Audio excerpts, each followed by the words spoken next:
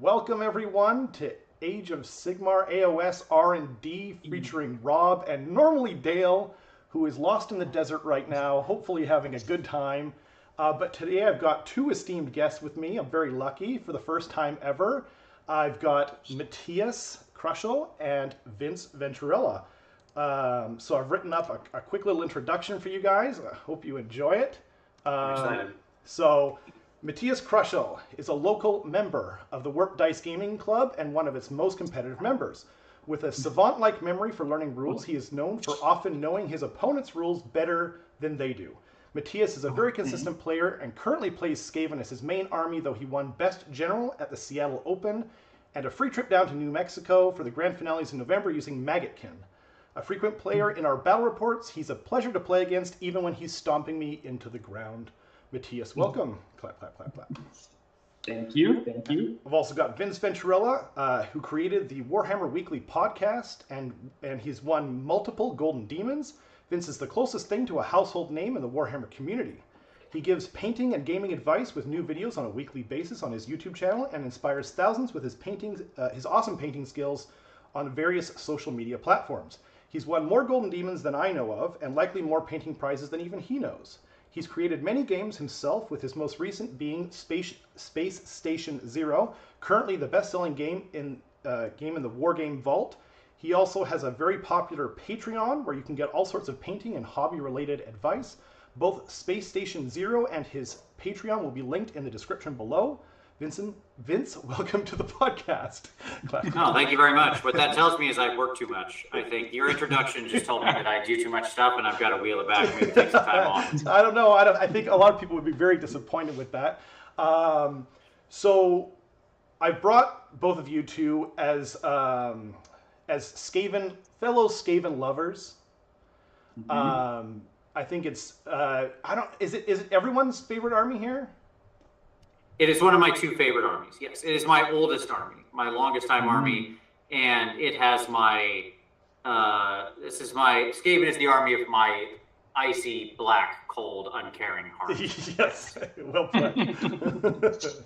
Nice. Your other being Slaanesh? Slaanesh, yeah, which has a different part of me. Nice. Yes. Yes.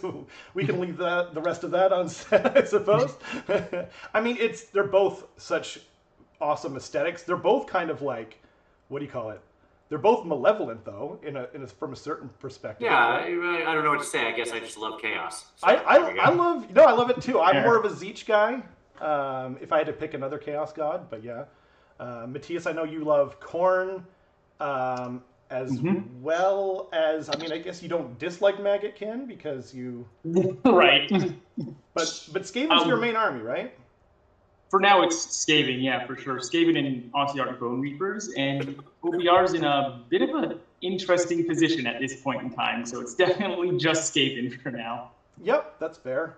You sold off all your Khorne army, I remember that, so you're definitely you're not doing that anymore. But yeah, so we'll get right into it too. Normally we do the what do you call it, the preview, but we did that last week. Sure. So the next By the way, somebody said I have an echo. I don't know why. Really? I'm not sure why I would have an echo. Goatman said that in the chat. Goatman, welcome.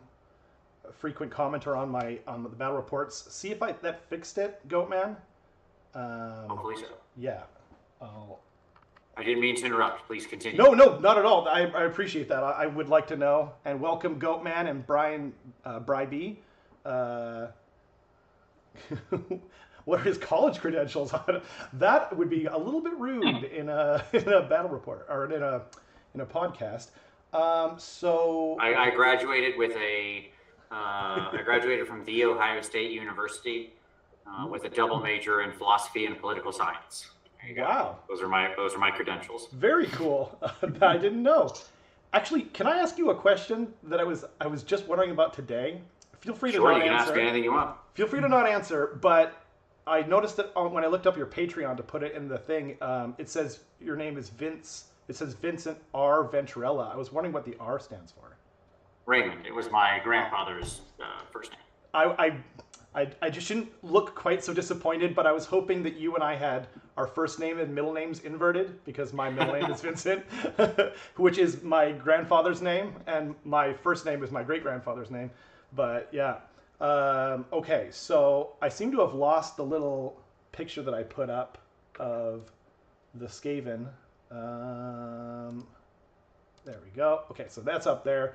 I might have just something off to the right while we just first talk about the different aspects I wanted to bring up.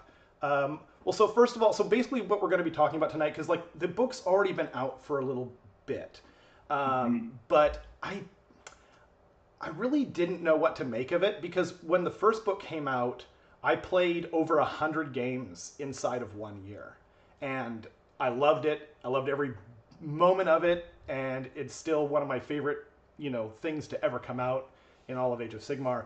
But when the second one came out, I was already doing the Battle Report channel, and I have to kind of rotate the armies that I play, even though I would happily just play Skaven every time. So I also, but I couldn't really get it quite the same handle. Like, the book didn't change too much, but I didn't know what to make of some of it, and I wanted to wait for the FAQ because there was a bunch of big questions that got asked in the FAQ. So I'm going to. I had Haywo's new video up. I don't know if you guys saw it or not. He's comparing 40k centerpieces. Right. Yes. That's the. I don't know if that's Haywo Plus or if that's Haywo. I remember, but yes, I watched it already, and it was wonderful. It's lovely. It's really good. Yeah, I'm assuming you kind of disagreed with his placement of Glutos. No, not necessarily. Really? No, oh, okay. I mainly disagree with him around robots in 40k. He thinks all of the 40k robots are ugly, and obviously I have strong opinions about that. But that's not what this show's about. That's fair. Yeah, I felt similarly. Although I thought Glutos was like a fantastic centerpiece, even though Slaanesh is not my bag. I admired. I thought the artistry was very cool, and I do like claws. So, yeah.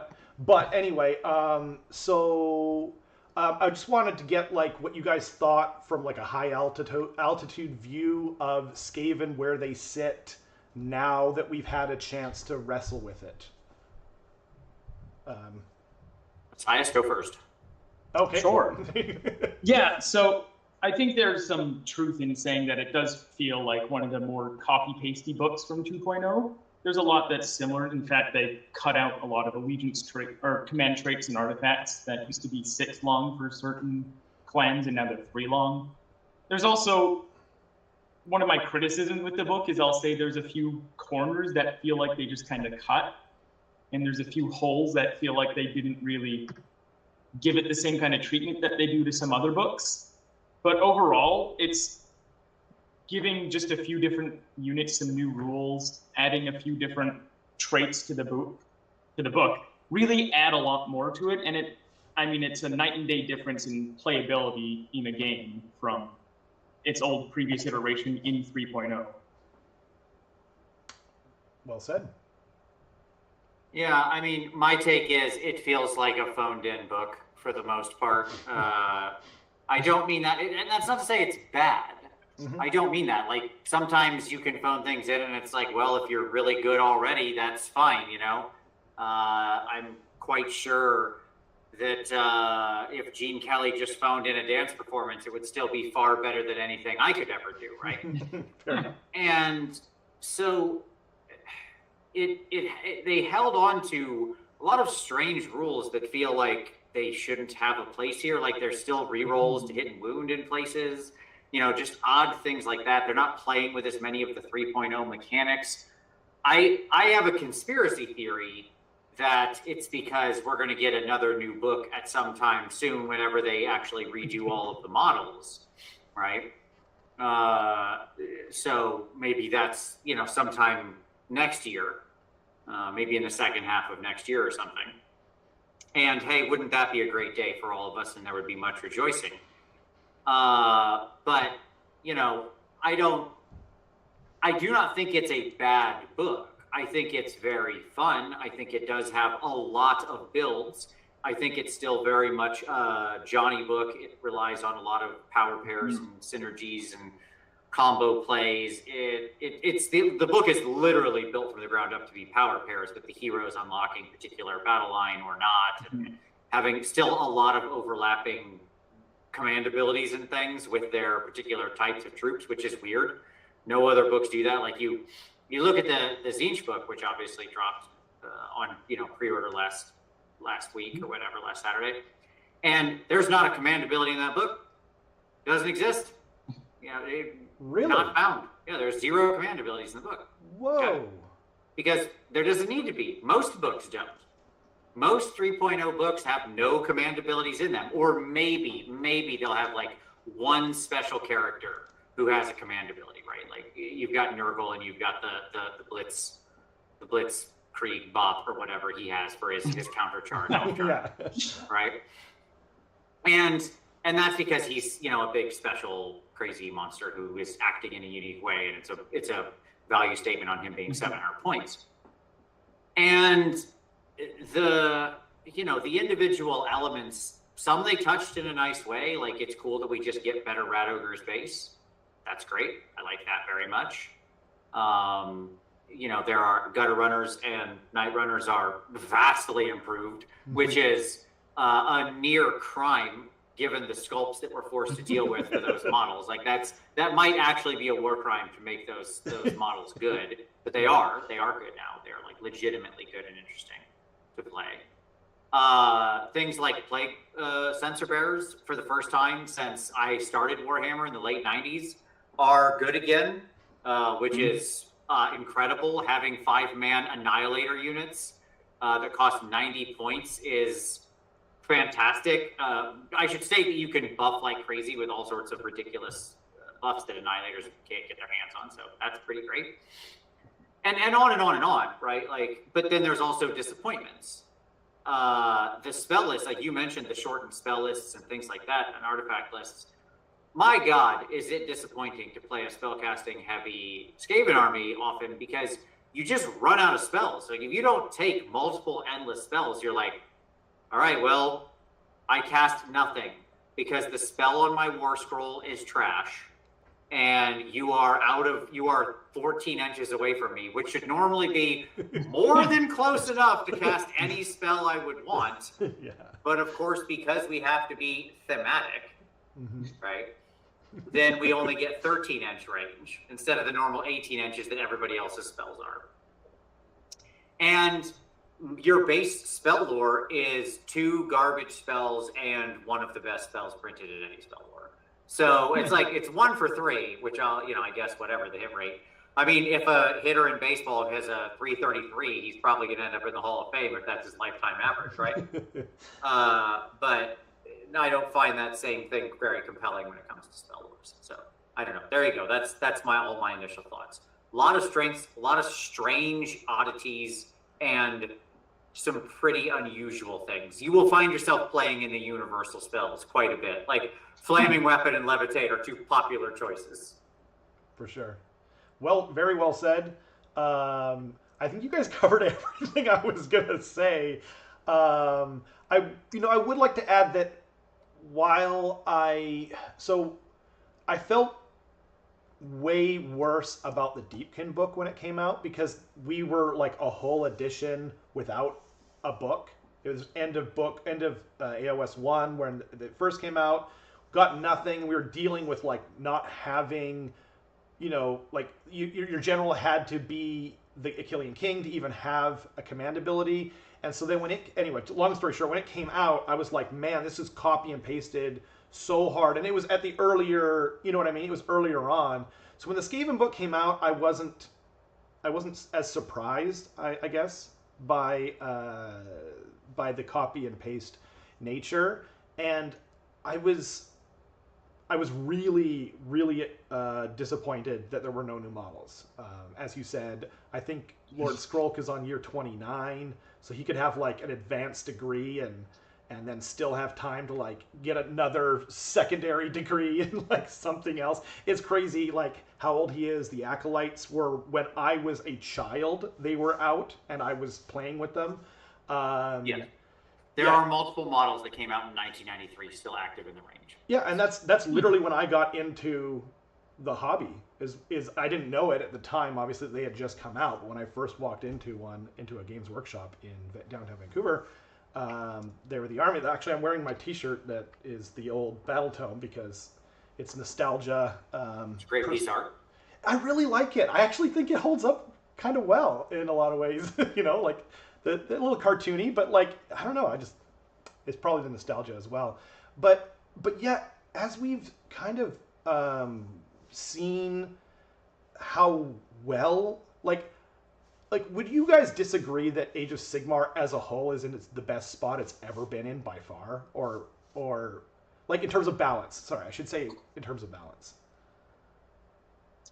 Yeah, for sure. I think it's definitely improved. I mean, long are the days of Slanesh being what it was, and especially compared to 40K, there's been way more balance these days. And yeah, well, I think, yeah, I mean, was it Skaven's at a negative win rate, I think, last time I checked with the Honest War game? 47, if I remember right. It's in the 40s. Yeah, that sounds right. And I still think that it has plenty of play, which is maybe a good testament. I mean, it's no Gits, to be fair. Yeah. But I think the game is really tightened in that band of playability for a lot of armies, thankfully.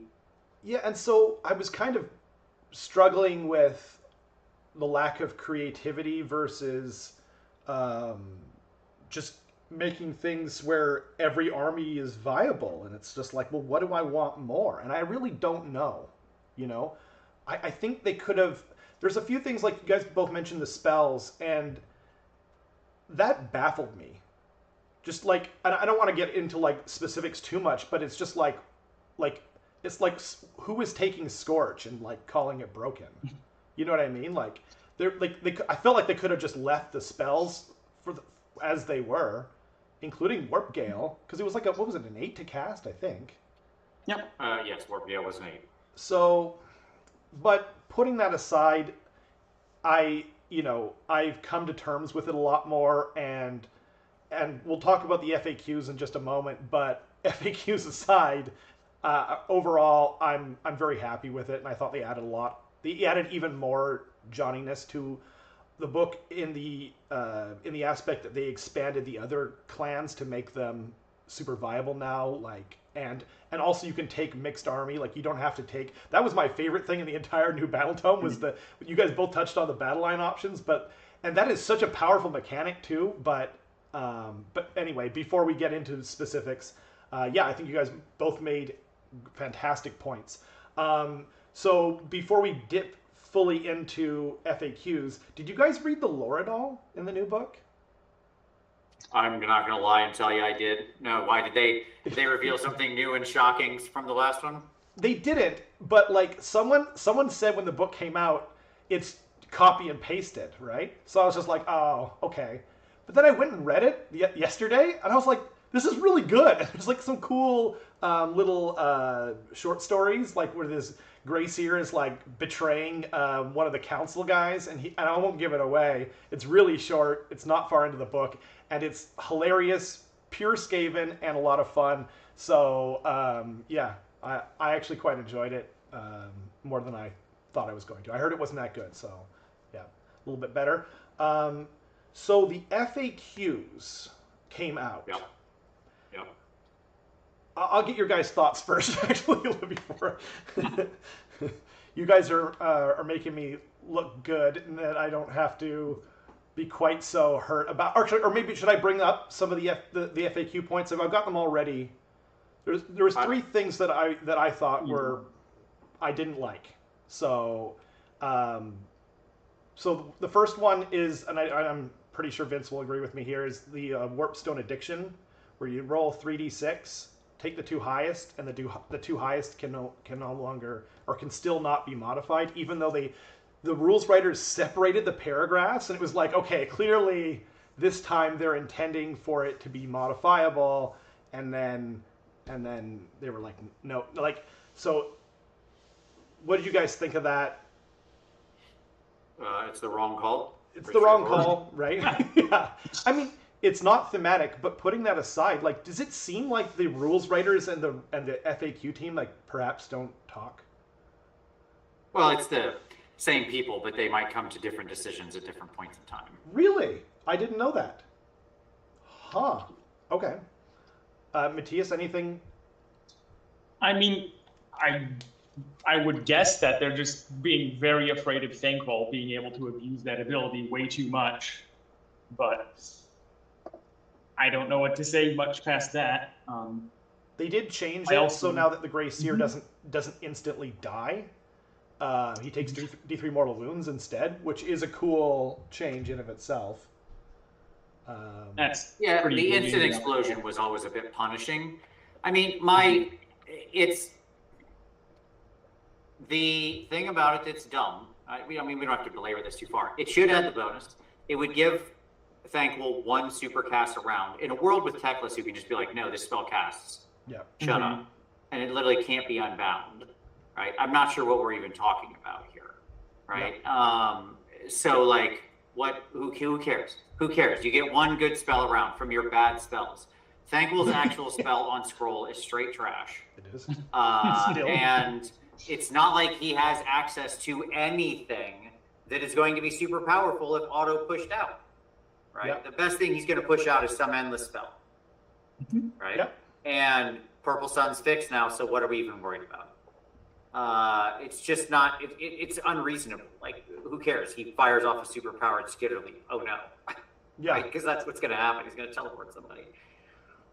So it sucks that any sensible person would never use that ability, would never eat Warpstone with Thankful, which is great. That's exactly what you want in your game, for the lore and the actual incentives on the rules to be 8 miles apart and never intersect. Yeah. Good stuff. Yeah, like if you read the Thankful novel, he is constantly snorting it and eating it and doing everything else. And he's nervous about it every time, but he still does it, and he's fully addicted to both the snuff and the Warpstone itself. Okay, and then the other thing, there's 2 more things on here real quick. Can a Grey Seer on Screaming Bell be given a prayer scripture enhancement when it's treated as having the priest keyword? The answer was no. Yeah, I mean, obviously that was going to be the answer. It's unfortunate, but we all knew that's where that was going.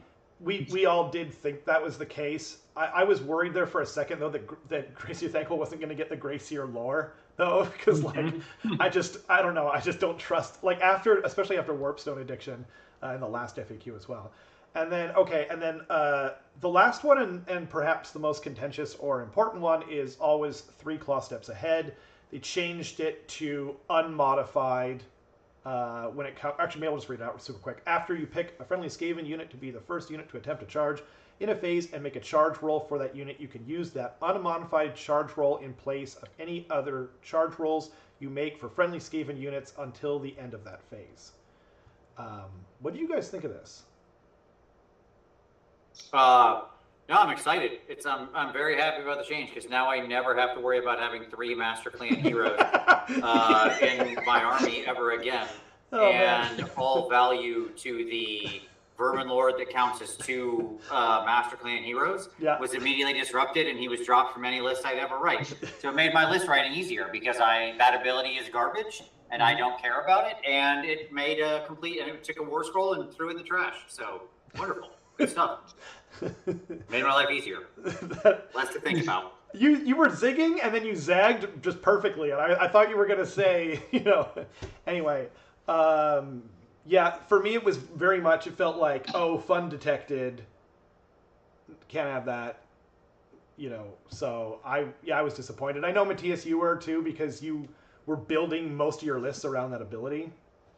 Yeah, I mean, I was under the impression that they were going to keep it, because I'm like, this seems really powerful right when the book came out. But it's like, I'll just, get used to it, and the meta will adjust to it, right? This doesn't need to be fixed. And it can still fail, so there's still counterplay to it. But they changed it, and it feels like they changed it purely they were afraid of the power it could produce. And it has interesting side effects, like, I feel like the Hell Pit Abomination really became incredibly difficult to use without it, because now it doesn't have a good delivery mechanism. It made Plague Monk Censor Bearers a lot more difficult to use, because that was their main tool for mobility. and all of these different pieces. The only value it still has, I feel, is with the Doom Wheel list, which is just a fun meme list anyways. But the interesting part to me was that they didn't change the run text from that to be unmodified or modified. They left it, you can modify the run roll, but not the charge roll. That's what makes me feel like it was a knee-jerk reaction to removing the charge part of it. But interestingly enough, that I guess that's where the, what was the word? It just fell out of my head, where the contention is at between different people.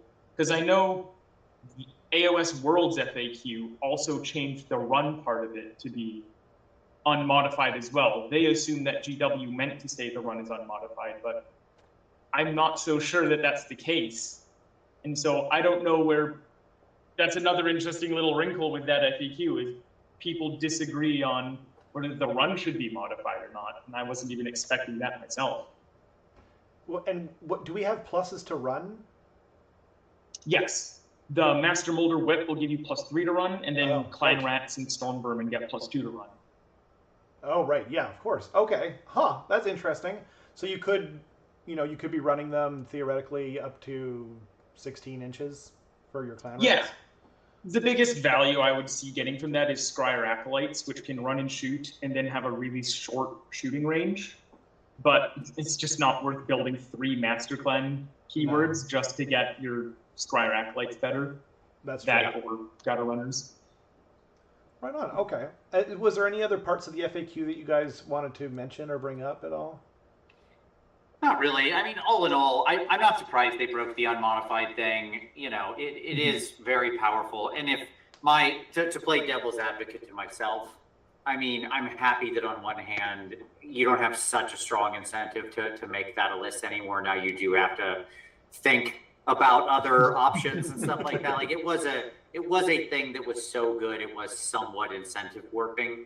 So it's like, in the end, I didn't cry that hard about it. Most of my lists weren't really abusing it. It did carry quite a cost, which is 3 Master Clan heroes. Most of your lists will not, by default, have 3 Master Clan heroes in them. And, more or less, the Vermin Lord that counted as 2, that was pretty much the reason you took that dude. He doesn't have a lot else going on. So, it's fine, is my answer. It doesn't dramatically change the army in any way. And I do generally hate crutches anyways. So yeah, anything that narrows everyone into that much, because I think a lot of us were building our lists almost exclusively with that ability in mind, but also, like, not just because it was powerful, because it was fun as well. But yeah, no, it's a good point. And yeah, I did feel a certain amount of freedom from not being funneled into that as well. So that was good. Matthias, you look like you wanted to... It's just, it makes the Skaven spell lore a lot more amenable when you only need 1 Master Clan hero anyways. When you had to take 2 or 3, it's like, okay. Yeah, what do I do There's here? one bright side. Yeah. You got the one guy, he took Skitter Leap. Yeah. Got it. Yeah, or and then you're not going to be putting Flaming Weapon on your Grey Seer, right? Oh, man. Maybe Levitate? I don't know. Okay, so, and then I wanted to talk about the tactics. So the book came out, and we had all these ideas in our head about, with 3 steps ahead, this, that, and the other. How, if at all, has this book changed since it came out to what you guys thought when you first saw it? Or first read it? Matthias, you go first. For just, like, tactics for playing the game, you mean? Yeah, so IDK, when it first came out, it seemed like the king was really good.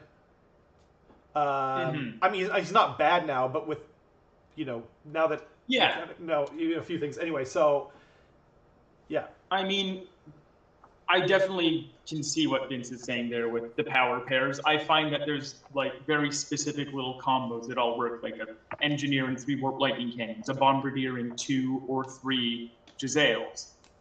You can kind of modify them, but a lot of the things just want to run in blocks, like these things with these heroes. And if you go monolist, I've seen a few monolists in each of the, or monoclans, and each of the monoclans kind of has their own game plan. Like the Ashen one feels like it wants to be very alpha strikey just because gutter runners have to come in turn 1, night runners move up. The Molder list is trying to be very attrition-y with just resummoning all of its things, which is one of the stronger ones, I feel. Master Clan is just casting, but that doesn't really count as a clan because it only goes on top of other clans. And then Scryer is your classical shooting one that you like to see everywhere because shooting's very powerful. And I do think the real strength probably falls in the mixed lists, and that's probably just a consequence of all of the allegiance abilities for taking 3 or more of anything all being pretty much garbage. So mixed lists is just the way to go. And thank God they made mixed lists actually playable with the battle line changes. Wait, you're not taking 3 Master Molders so you can get changes on all your Hell Pit abominations? Is that what you're saying? Oh man, I know, it's such a problem. My 3 Master Molders and 2 or 3 Hell Pits, and then the Master Molders have no ability on their War Scroll that helps Hell Pits out. Yeah. Okay. What a shame. Yeah, I think I agree with everything you said there. It seems like, and Eric mentioned this before, that it seems like they're, what's the word? Not disincentivizing shooting, but it seems like all shooting is gone up. It seems like they're trying to cap your ability to blast to Leroy Jenkins, from too much. Like Storm Fiends, I think are like, for me at least, they're a little too expensive for what they do. I think the Warp Lightning Cannon is actually more viable. And when I took it against you, Matthias, I thought I was just bringing a meme, right? But then I was just like, this is actually good because now there's no longer the tax. Anyway, but so not to belabor the point too much, but I think that, I think mixed list is where it's at. I do think you want some shooting in Skaven though, to protect certain key buffing pieces, like an engineer, for example, who's like sitting in the midst of 3 Warp Lightning Cannons, or 4 you could even get, where he's overcharging them all. But yeah, it's interesting. I haven't played with Acolytes in the new book, but yeah, I didn't even think about making them run and do that kind of thing with the buffs and whatnot. So that's an interesting thing. But yeah, anyway, they don't play too differently than they did in book in AoS 2, I feel, but they also what is good is very different. Like, I think Eshin was the worst clan in AoS 2, and now they're really good. I don't know if they're the best, but yeah. Vince, did you have any thoughts on the changes or how it shook up in the end? Yeah, I mean, I think at this point we have a pretty good idea of, like, first of all, I agree with the general point that mixed arms is the way to go. Yes, that is correct, right? You generally want some kind of mixture of different capabilities. The army plays very well in a lot of different phases, in a lot of different ways. You want a lot of units. You don't really care about drops, which means you can pretty easily build lists with like 3 artifacts in them and be very happy with that choice. Like, I ran a list this last weekend that was 16 drops, and that was perfectly fine. I smashed my opponent off the table, okay? Because I had just all the units in the world to trade with and got to pick every fight I wanted every time, and was always doing the upward favorable trade. So, stuff like that is what makes the book powerful. Now, that being said, there's definitely units that we now like that you look at and you go, yep, that stands head and shoulders above the rest. There's sort of everything in the book very neatly and easily breaks down into 3 tiers of quality, which is like, which is good. There's no, in other words, that's a tighter band than you would expect from most books where you'd write them like SB or SAB, C, D, E, right? I really think most units in Skaven break into 3 tiers, which is just really good, and you should often think about putting it in your list if you can fit, but not essential. Solid enough and can work in lists if used well, and then bad, and just generally ignored, which is not a very large cohort, but it exists, right? And that top bracket is like sensor bearers, gutter runners, night runners, Slink and his Underworld's boys. I mean, Slink has got to be one of the best, probably the best. Is now holds the title for best Underworld's warband. He's incredible. That dude is straight fire every time. A plague priest, the Grey Seer, right? Like all of these are just solid. They bring incredible capabilities to your army. I mean, I could keep going, right? But like Rat Ogres would probably be in that top list. Rat Ogres are unbelievable when they get whipped and have even any kind of other bonus around, right? They just blow things up as long as it's not save stacking itself. And they're also battle line that dodges Galatian veterans. You know, the most of the losers in the book right now, the things that are just like bad, are things that are bad because of the current season, wherein they're almost by default Galatian veterans, or they often will be, and or they don't have enough defense, they just die too easy. You know, I love Night Runners. I don't care if they're battle line. I make them expert conquerors, whatever, who cares? That's fine. They can just march out there and explode. But then they'll still count as 30 when they pregame move and go gold stuff. People have to answer that, right? It's just a cheap sacrificial unit. But like Storm Vermin, one of my all-time favorite units, is close to unusable right now as anything else than like a 10-man backfield bodyguard backline unit to just like sit 10 of them in between your heroes and like absorb wounds. Because if anything even remotely touches them, they just instantly explode in the world of bounty hunters. That is not a unit that can handle 2 damage attacks on every other unit they would fight or higher, right? So there's just a lot of quality in there, and it's just about like it is truly a book about utilizing your resources correctly. And also shout out to the Devious Adversary, Flaming Weapon, Launching the Soul Seeker, Empowered, Arch Warlock, who if you haven't ran that build where you take the Arch Warlock and ramp him to 1,000,000, I had that guy plowing his way through a Daughters of Cain army like it didn't even exist. He was flipping wagons in 1 turn, just flipping them. It's no problem. Just boom, get this thing out of here. This is garbage. This is done now. Oh man. Because he can spark himself. Right. Which somehow still gives him a reroll to hit. Somehow, like this is one of those things I was talking about, or whatever. Like there's you know, so you can get a reroll. He can get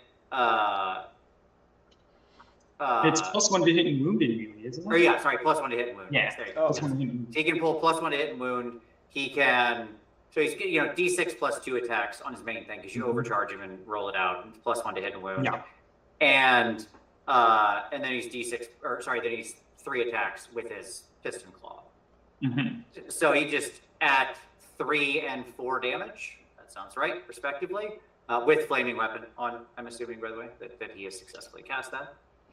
So, yeah, he puts it on his main weapon. It's 3 on that, or 4 if you put it on the Piston Claw. Yes. Yeah. Correct. So 3 and 3 or 2 and 4, your decision as to whether you want to gamble it on the D6 plus or not. But yeah, he's just a straight killer, man. That guy rules. So anyways, there's stuff. I have not gotten a chance to use him, but I am working on like a little Skaven custom, what do you call it, like launch-in thing, because that's the only time I plan to use him is in Skaven. So I don't normally do that.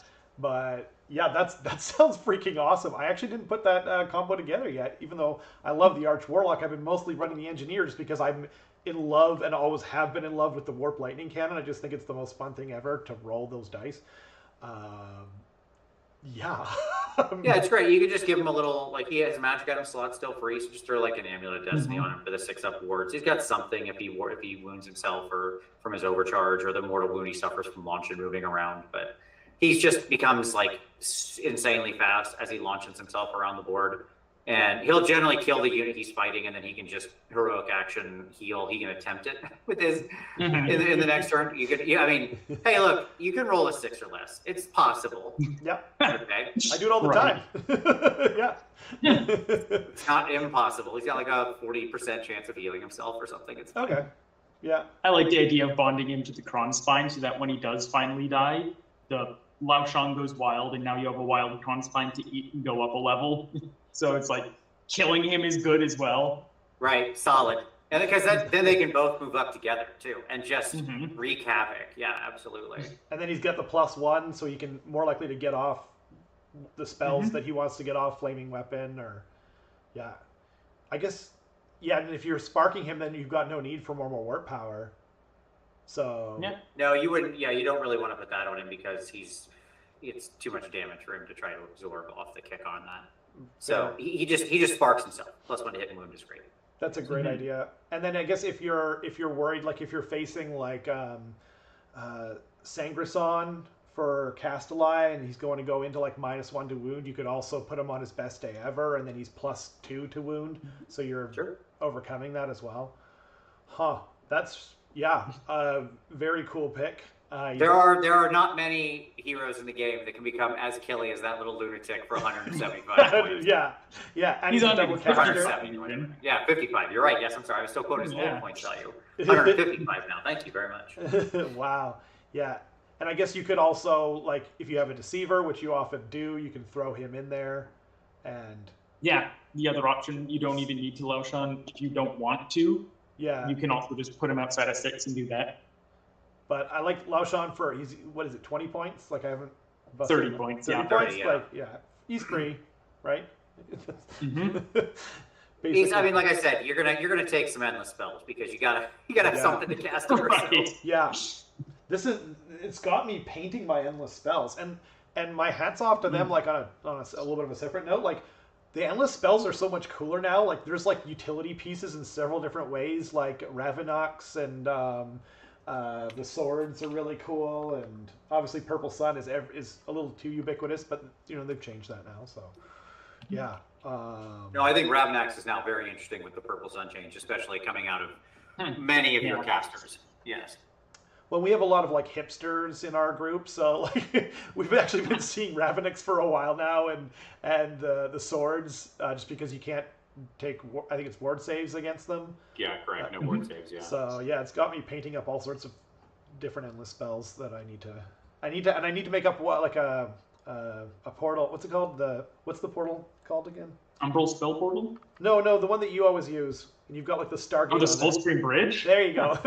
Yeah, I call it a portal because I can't remember names right now. That was really comprehensive, guys. I appreciate that. So allegiance abilities, is there anything that like you guys really like, or like for example, it was clearly the right choice, but like how you can't scurry away if you have a mount now. So like that got changed, not changed post FAQ. Obviously, it's the same from when it came out, or the strength in numbers got changed. Like, even though GV is now a thing, it might not have been as strong as it was before GV, but anything that you guys. I don't think there's like they're not too different. Nothing's changed too much, but was there anything you guys wanted to touch on in that regard? Yeah, it's interesting. I do like all three of the abilities. I think each of them, I mean, the -1 to hit melee, that being allowed on the Furnace, the Screaming Bell as well, but the Screaming Bell is very difficult to use first points. Yeah. But I have been using the Furnace lately, and I've actually really been liking it because it can just tank a Kron Spine on the face at -1 to hit and wound. And so the -1 to hit in combat is really nice. Scurry Away is just out of phase movement is always really, really powerful. And Scurry Away is another form of that. So you'll never say no to that, especially because Vermin Lords can utilize it, and that's super powerful. And if your Vermin Lord is flying. Oh, yeah. Leads to that classic combo. I forget who it was, but on AoS Coach is where I learned it. And he was interviewing a Skaven player. But if you fly and always strikes first with the Deceiver, then you can always just nope out of a combat you don't want, right? Yep. The interesting one, though, is the strength in numbers, the adding reach to your units. Mm-hmm. I'm still finding it has value even with the changes that they have to, or with the current season of the GHB. Like, sensor bearers really enjoy it, although they don't necessarily need it until the GHB is gone. Giant rats, I've found, have been utilizing it really well, because then they can fight in 3 ranks. And if you're taking 18s of giant rats, which is something I'm personally a fan of, it's very helpful. And then also just 20 clan rats getting a 3-inch reach. It's just, why not? That seems nice, but it's really about to get a lot of value once the new season comes out, whenever that might be, maybe 6 months from now. And at that point, when you can start taking hordes of clan rats again without fearing bounty hunters, that's when you're going to really see the allegiance ability shine and get a lot more value. Yeah, I will say that I agree with everything Matthias just said completely. That is very well stated. The one that jumps out to me as the other use I found for strength in numbers is I'm not a fan of Suicide Plague Monks, since Plague Monks have a built-in +1 to charge on their scroll through the musician. You can stick 30 of them in a warp grinder effectively, like you can tunnel them up 9 away. The grinder can be 8 million miles away from where they actually tunnel up, because it's like wholly within 13 inches of where the thing comes up. So, it can go sit on an objective while they're kind of cast away out in front. And then they're charging on an 8. Obviously, they have a champion, so it could be rerollable. I always take the reroll charge Triumph because I think it's the best Triumph. So hopefully you've got as many options as you can there to get in. Like a rerollable 8 is mathematically a lot easier than a rerollable 9. So like the curve on that is very different. And 30 of them, you don't need to actually worry then too much about how tight they're getting in, or you don't have to worry about the Battle Brothers thing, because they'll, on 25 mil bases, they're quote unquote fighting in 4 ranks. Is sort of the easiest way to think about it. If they have a full 3-inch reach, like even the 4th rank of guys is technically, mathematically 3 inches if everybody is completely abutted base to base. Right. So the whole unit fights very easily, which is, like pretty good. They're not going to move the world. They're okay. But it is a very cheap unit at 270 points for that whole unit. I mean, who cares? You shoot them up there. They cause a big headache for your opponent. They die. Oh no! Like, it's Skaven. Life is cheap. That was the point, right? So. And if you can get death frenzy on them. Yeah, I mean, I don't try to overinvest. Sure, yes, stuff like that is fine, but keep in mind you'd have to really work to make that happen, because they're off board in that regard, and they're coming tunneled up. I don't worry about it too much. I'm just like, here you go, you're fine, you've got everything you need, go do work. If I'm trying to accomplish something, you can always skitterleap the hero sort of behind where you're going to set up the unit, right? And then. Great, they've got something around to give them backup. So it's true. And in the battle report that just came out today, Matthias tried to get Death Frenzy off. I think it was 3 or 4 rounds in a row, and never got it. Did you even cast it? I don't think you ever even cast it. Andy never even needed to dispel that. No, I got it off right on the top of turn 1, and that was it after that. Okay. Yeah. The best time, right when you want Death Frenzy. Right, duh, of course. And then you charged in the 18 giant rats. That's the combo, is you get 18 giant rats with their Rend 2 in Bounty Hunters, you give them Death Frenzy, then you throw them through this whole screen bridge with a +3 to charge, so they're 6-up rerollable. And that's where the reroll charge Triumph is super helpful, because they can't issue to themselves, they're just giant rats. But they come in, they fight with Rend 2, damage 1, but Bounty Hunters, and then they die and they do it again. And then they run away to Battle Shock, and they do it again. Yeah. And then you revive the unit on a 3-up, and you're ready to do it one more time. That was an interesting point that I'd never seen anyone brought up before, and I don't know that it's wrong, but you played it the safe way, which I do myself and I appreciate, about Death Frenzy and piling it in one at a time. Oh, so many weird interactions with Fight on Death when you look too closely at it. Like, who can issue all out attack? Who can issue all on defense? When you pile out of range, do you have to stay in coherency? This, that, and the other. But it's still a powerful ability. Just being, especially being able to Fight on Death in any phase. That's how you can utilize Bravery 3 to be something that works for you. Yeah, I'll say if I had any wish for the game right now, just for the general health, it would be to, and I know this would reduce some of our fun, but such is life. I would like to see all death frenzy effects stricken from the game, like all fight on death things, and just have it be when you die, roll a die on an X mortal wound or something like that, right? Because then you're not, because the timing of like exactly what you said, that's the correct way to play it. This guy, I remove this guy. But he's going to be the one who I allocate the wound to. I need to now pile him. He fights. He gets removed. Next guy, and so on and so forth. Like, it's such this finicky, time-consuming, like easy to trip up thing that also, by the way, has like really bad interactions with stuff like strike and fade and other similar complicated rules things of like, wait, whose thing is taking priority here? What actually gets to do what? Who's, you know? But where if it was just when it's slain, roll a die, take some damage, life would go on, right? We'd all be like, fine, great, easy enough. I'll take a mortal wound on some chance. So fine. It's a good point, and just before we move on from the 3-inch or whatever the new strength and numbers rules, it's so at first like that's kind of was my main thing was when the book came out, I was like, this is the best thing to ever happen, like ever, right? And then like so like but it is a little different than I thought. Where in that when it first came out, I was like, this is just the best thing ever. But I forgot that we were now losing the +1 to hit and or wound when you have a lot of models as well. And so now clan rats, like I get why clan rats went down in points. Like at first I was like, this makes no sense. They are so good now. And I still think, like, so in Age of Sigmar 2.0, I said clan rats were the best Skaven unit, period. Because they could retreat and charge, you know, they died and you didn't care, and you just threw out lots of them. You could take over objectives and blah, blah, blah. They won me more games than any other unit I ever played with. But now, you know, with the GV and bounty hunters, etc. But I didn't notice that, and I didn't want to point it out. Sorry, and by the way, sorry to the chat. I'm super invested in what everyone's saying, so I haven't been paying as much attention. But Keith asks, how do you all go with the gotcha feels of using hidden weapons teams? I run units of 20 clan rats, 2 rattling guns, and sometimes a warp fire thrower, so good luck figuring out where they are.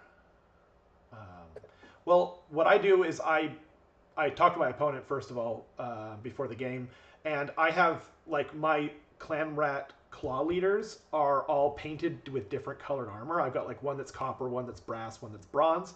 And so I just say like, hey, to my opponent, I'm going to write down in this note here if it's okay with you. Like I show right where it's going to be, and I just tell him, you know, exactly what it is. And I've never had a problem with it.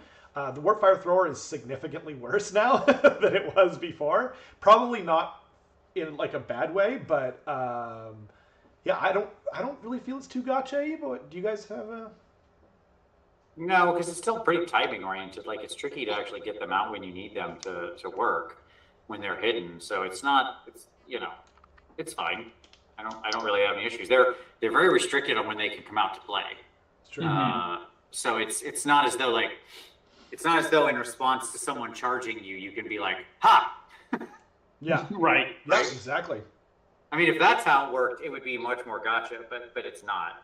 I wish it was. That'd be pretty cool. That would be hot. That would be really fun for sure. Yeah.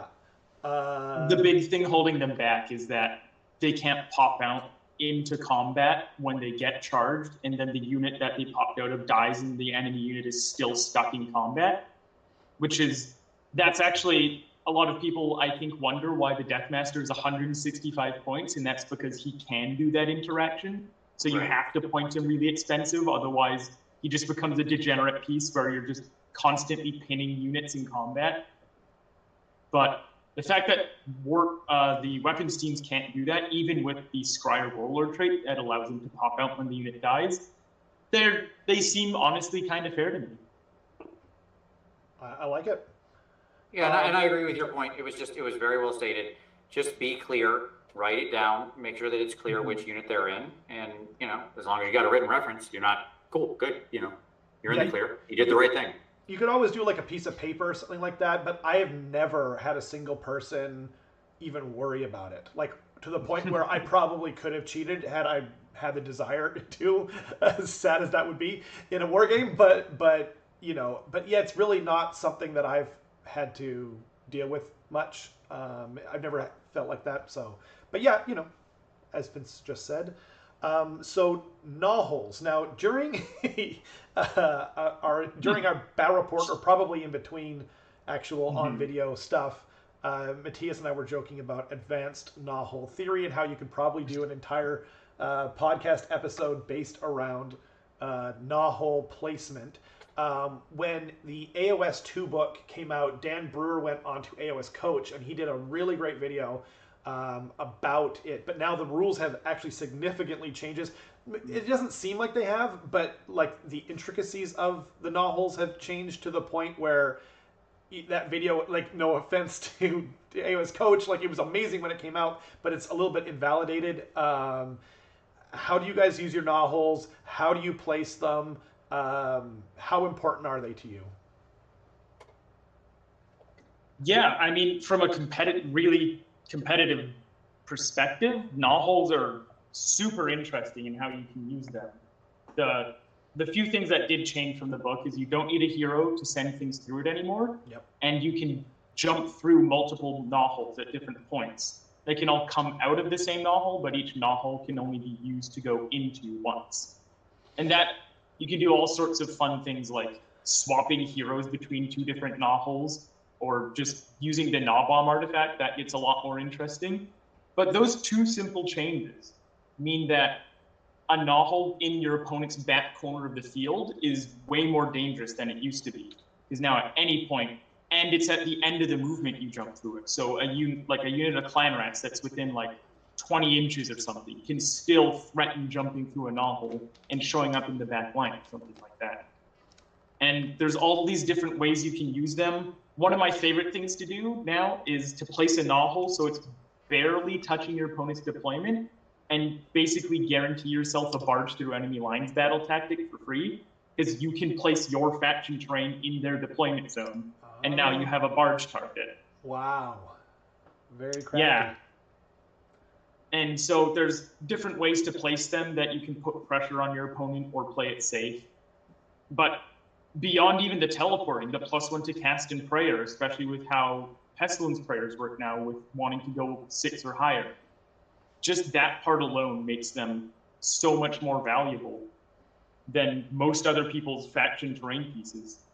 And so I really love them.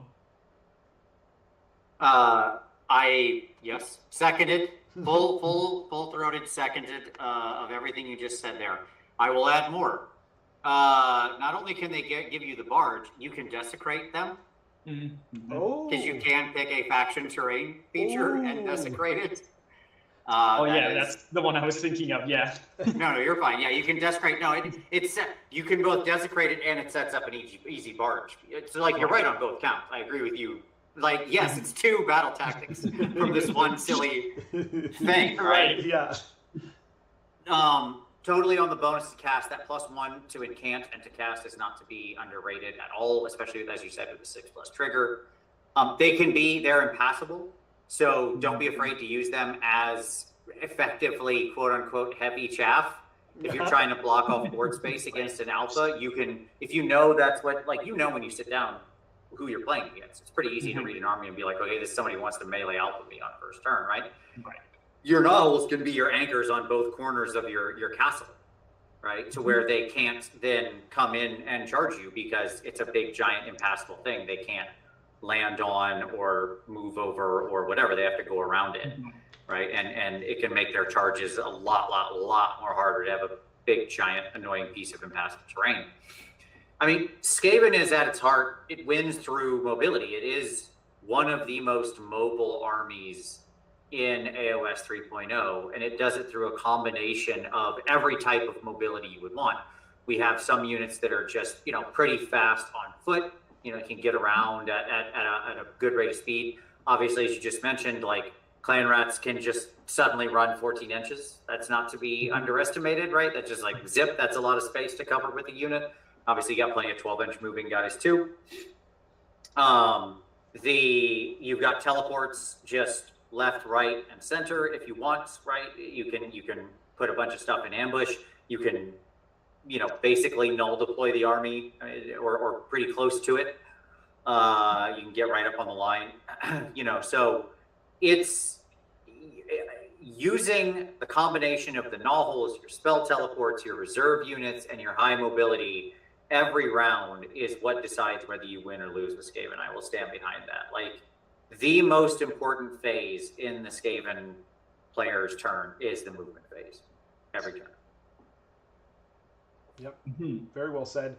I wanted to point out, so Matthias said if they're within 20 inches, he was referring to the fact that you also have the 6 inches, they have to be wholly within. But yeah, that's an excellent point. The fact that you can now go through them at the end of the movement phase, which was a change from the FAQ near the start of AoS 3, and luckily they kept it. It's not just an improved tactical point, it's also an improved quality of life kind of point for me. So I really appreciated that. I do like that they're impassable. I have not yet used them as a form of chaff, which is genius. I really want to try that now. And when it comes to placement of them, I generally favor, depending on the army I'm playing against, and the scenario, I tend to play, if we're doing Dawn of War and my screen is the battlefield, I tend to do one in the middle, and then I tend to do one where it can be placed, and then one sort of kitty corner, either here or there. And that allows me the options, and it makes it more difficult. If you give them first turn, or if they take first turn, and they move up, they can generally block one of your gnaw holes, which they will know about in advance. But then generally speaking, then they can't block the other. But then it also leaves one far enough behind and to use for battle tactics that, you can use that later on in the game if you want. You can put them in the back line. You can put them in the corner. I like to do that if my opponent is quite elite. Because then they don't necessarily have a unit that they can just, what do you call it in English? That's where it's throw to be a deck chair sitter? Yeah, exactly. Thank you. A deck chair sitter is a perfect word for it. Yeah, where they can just chill out with their shoes off, some kind of cheap, giant rats, clan rats, that kind of thing. If they're Stormcast and they built an elite Stormcast thing, they can't afford to do that. They just can't. So if you put it way back there, then that creates a difficult decision, and I really like, enforcing sort of difficult decisions on my opponent. That's all I can think of that I can remember right now. Do you guys have any ideas about placement that you want to say? I mean, I'll just say on the placement, I vary it every time based on where are the objectives, what's the army I'm playing against, and sort of what is trying to be accomplished in this particular scenario for this battle plan, right? The important part is there's no single right answer. What I would encourage people to do is not have an established game plan with their null holes, but instead stop, reflect, and think about where you should put them. It's going to provide you with threat advantage. That's going to force your opponent to sort of make bad decisions, as it were. Because there's, if you do get them to use or throw away or put their elite units on something to just sit there and block your novel, yeah, wonderful. That's great. Especially if they can't be anywhere near, an objective or the battlefield, the areas that they would want to be in on the board, that they're doing that is a win all around. You're already winning because you're deciding their movement. Well said. Yeah, that's exactly what I was going to say too, is just don't come in with a game plan. That's perfectly said. And there's all kinds of different ways to use them. And even putting them mid-board, you can place them so that when a unit pops out, it will be able to make a 9-inch charge on an enemy unit that's on an objective. Some of these ideas I have of how to use it is kind of difficult to do without, drawing it in paint, but I'm not about to pull out paint and do that for anyone. I don't think my artist skills are that good. But there's different ways to play him like that, yeah. And they're super aggressive. I will say that when you're placing your null holes, you do want to be mindful that you're not putting the 3-inch band around the null hole necessarily within range of your opponent's deployment, because if they do have a spare unit, and they can just deploy touching that 3-inch range on your null hole and just turn it off right away, that can be, you might not see that coming. So you always want to make sure that they're not able to just start the game with your null hole turned off, which, if anybody who's listening doesn't know, is the same way that the Sylvaneth Wildwoods work. Is if an enemy unit is within 3 inches of the null hole, you can't jump out of that null hole. And in the same vein, if a monster destroys that null hole, you can still jump out of that null hole as long as nobody's near it anymore. Yes, I agree. The only exception I would say is to the scenario, what is it called? It's the long way scenario with 3 objectives where you can only conquer the next one if you've conquered the first one. You can't take anything in the first battle round. Oh, Lurkers Below, I believe. So let's say sure. I don't know. I don't remember if that's what it's called or not. But it doesn't. We all know what it is. It's it's the long ways. It's half to half deployment, but it's long half to long half, right? And still with a 9-inch line in the middle. On that one, I always throw an off-center null hole in the back of their line where they certainly could deploy within 3 of it if they wanted. If they want to take a unit and put it so far away from the game that it will just never participate because you've got to go, like lengthwise of the table, right? I'm totally good with it. And if they're ever silly enough that they try to remove it, then you're in there. You're in it to win it. And so it just opens up doors. So yeah, that would be the only exception. That's a good point. So, but you guys were touching about earlier about the using them to get the battle Desecrate their tactics. lands. Yep. Yeah. So, but if you're going to do that, then wouldn't you? Oh no, you were talking about deployment. So I guess it depends on how the battlefield is constructed. Yeah. Some battle plans you do have to throw it away early game, but I find like by turn 3 or 4, usually your opponent is moved up out of range unless they're summoning or Beasts of Chaos, for example, where they have so many units that they may as well do something there. But for the most part, you do throw away being able to use it for the first few turns. But in that case, you know that you're not going to be able to use it for a few turns. That's a good point. Okay, and I think the only other thing that I would add is just general advice that I actually have. Sometimes I do a lot of teaching people who are new to the game, and I've been asked before.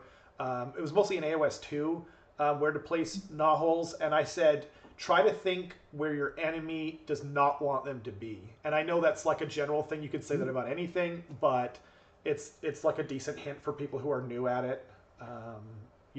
Try and think like what your opponent wants to achieve and how that will get in the way of that. Are we good for null holes? Yeah. That's okay.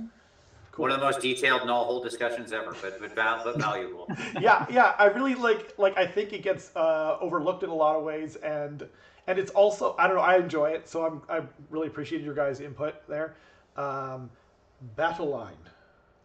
Good battle line, bad battle line, best battle line, terrible battle line. What do we think? Gutter runners, great battle line. Because they start off board and show up and assassinate people hard with mortal wound throwing stars, which is great. Rat ogres, great battle line because they're 6 wounds. They're not Galatian veterans. They now have a 4-up save and base. They built in double tap on 6s. Their stats are very easy to modify to, be on extremely low numbers. Like they can get to 2s and 2s pretty consistently. Which 2s and 2s, neg 1, 2 damage is with 6s being double taps is a pretty good profile. It ain't too shabby as things go. 3 damage in bounty hunters against GV themselves. And would you guys do you guys like rat ogres after GV are no longer a thing and we don't have to worry about that stuff anymore? Do you still think that they're awesome?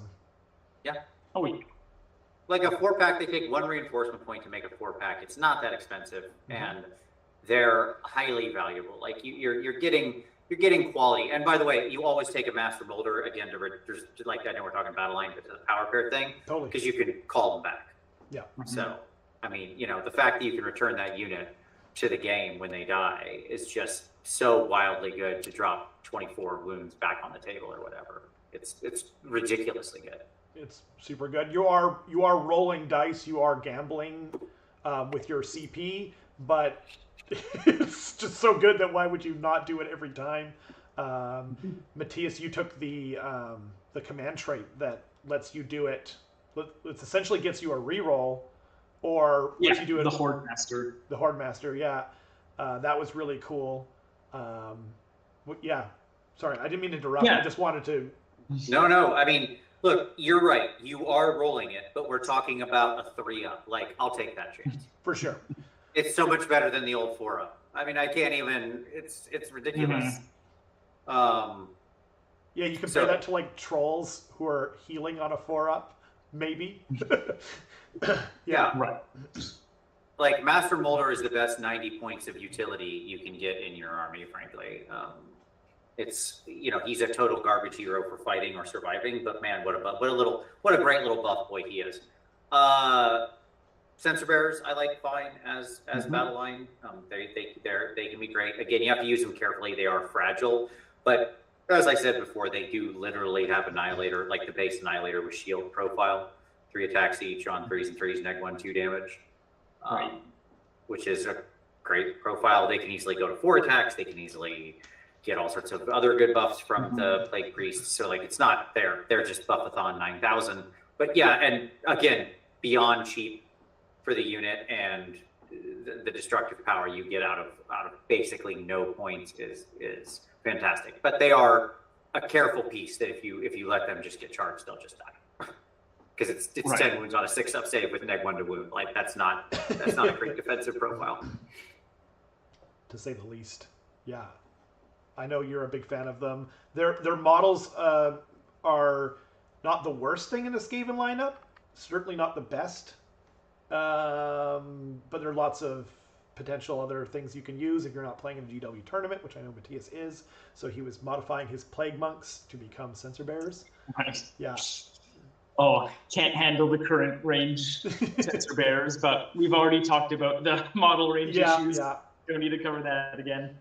One of the things I do want to bring up is just, most people probably know this, but Skaven's battle line does work separately from how you expect battle line to work, where instead of having a unit as a hero as a general to unlock all of them as battle line, it's each time you take like a Master Molder, you can get 1 Rat Ogre as battle line. Right. And that has interesting consequences. Like if you revive a new unit of Rat Ogres on that 3-up, it's setting up a new unit, not bringing them back. So for something like Giant Rats, which would be battle line and therefore Galatian Veterans, it's a new unit and it won't be battle line because it's not that one unit you made battle line. And so a revived unit doesn't become Galatian Veterans. So that's important to keep in mind. But then, and also another interesting thing that I only had pointed out to me recently about the way that this battle line works is the way we think about it is, you have 1 Master Molder as in your hero roster. You can have a Rat Ogre or a Giant Rat as battle line. But you can actually, I didn't even think of this, but you can have both as battle line. 1 Master Molder enables 1 Rat Ogre and 1 Giant Rat. Oh, Right. I didn't catch that. Yeah, so you can double dip for battle line per hero.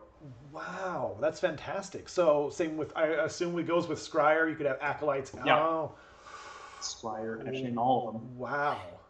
Yeah, and the same with Night Runners and Gutter Runners again, which is like often a good combo to have both of those units. They'll be pretty frequent inclusions because again, they're cheap as chips and both have quite different value. I will say that the flip side of that is also just as valuable because you can turn off battle line quite easily. Yeah.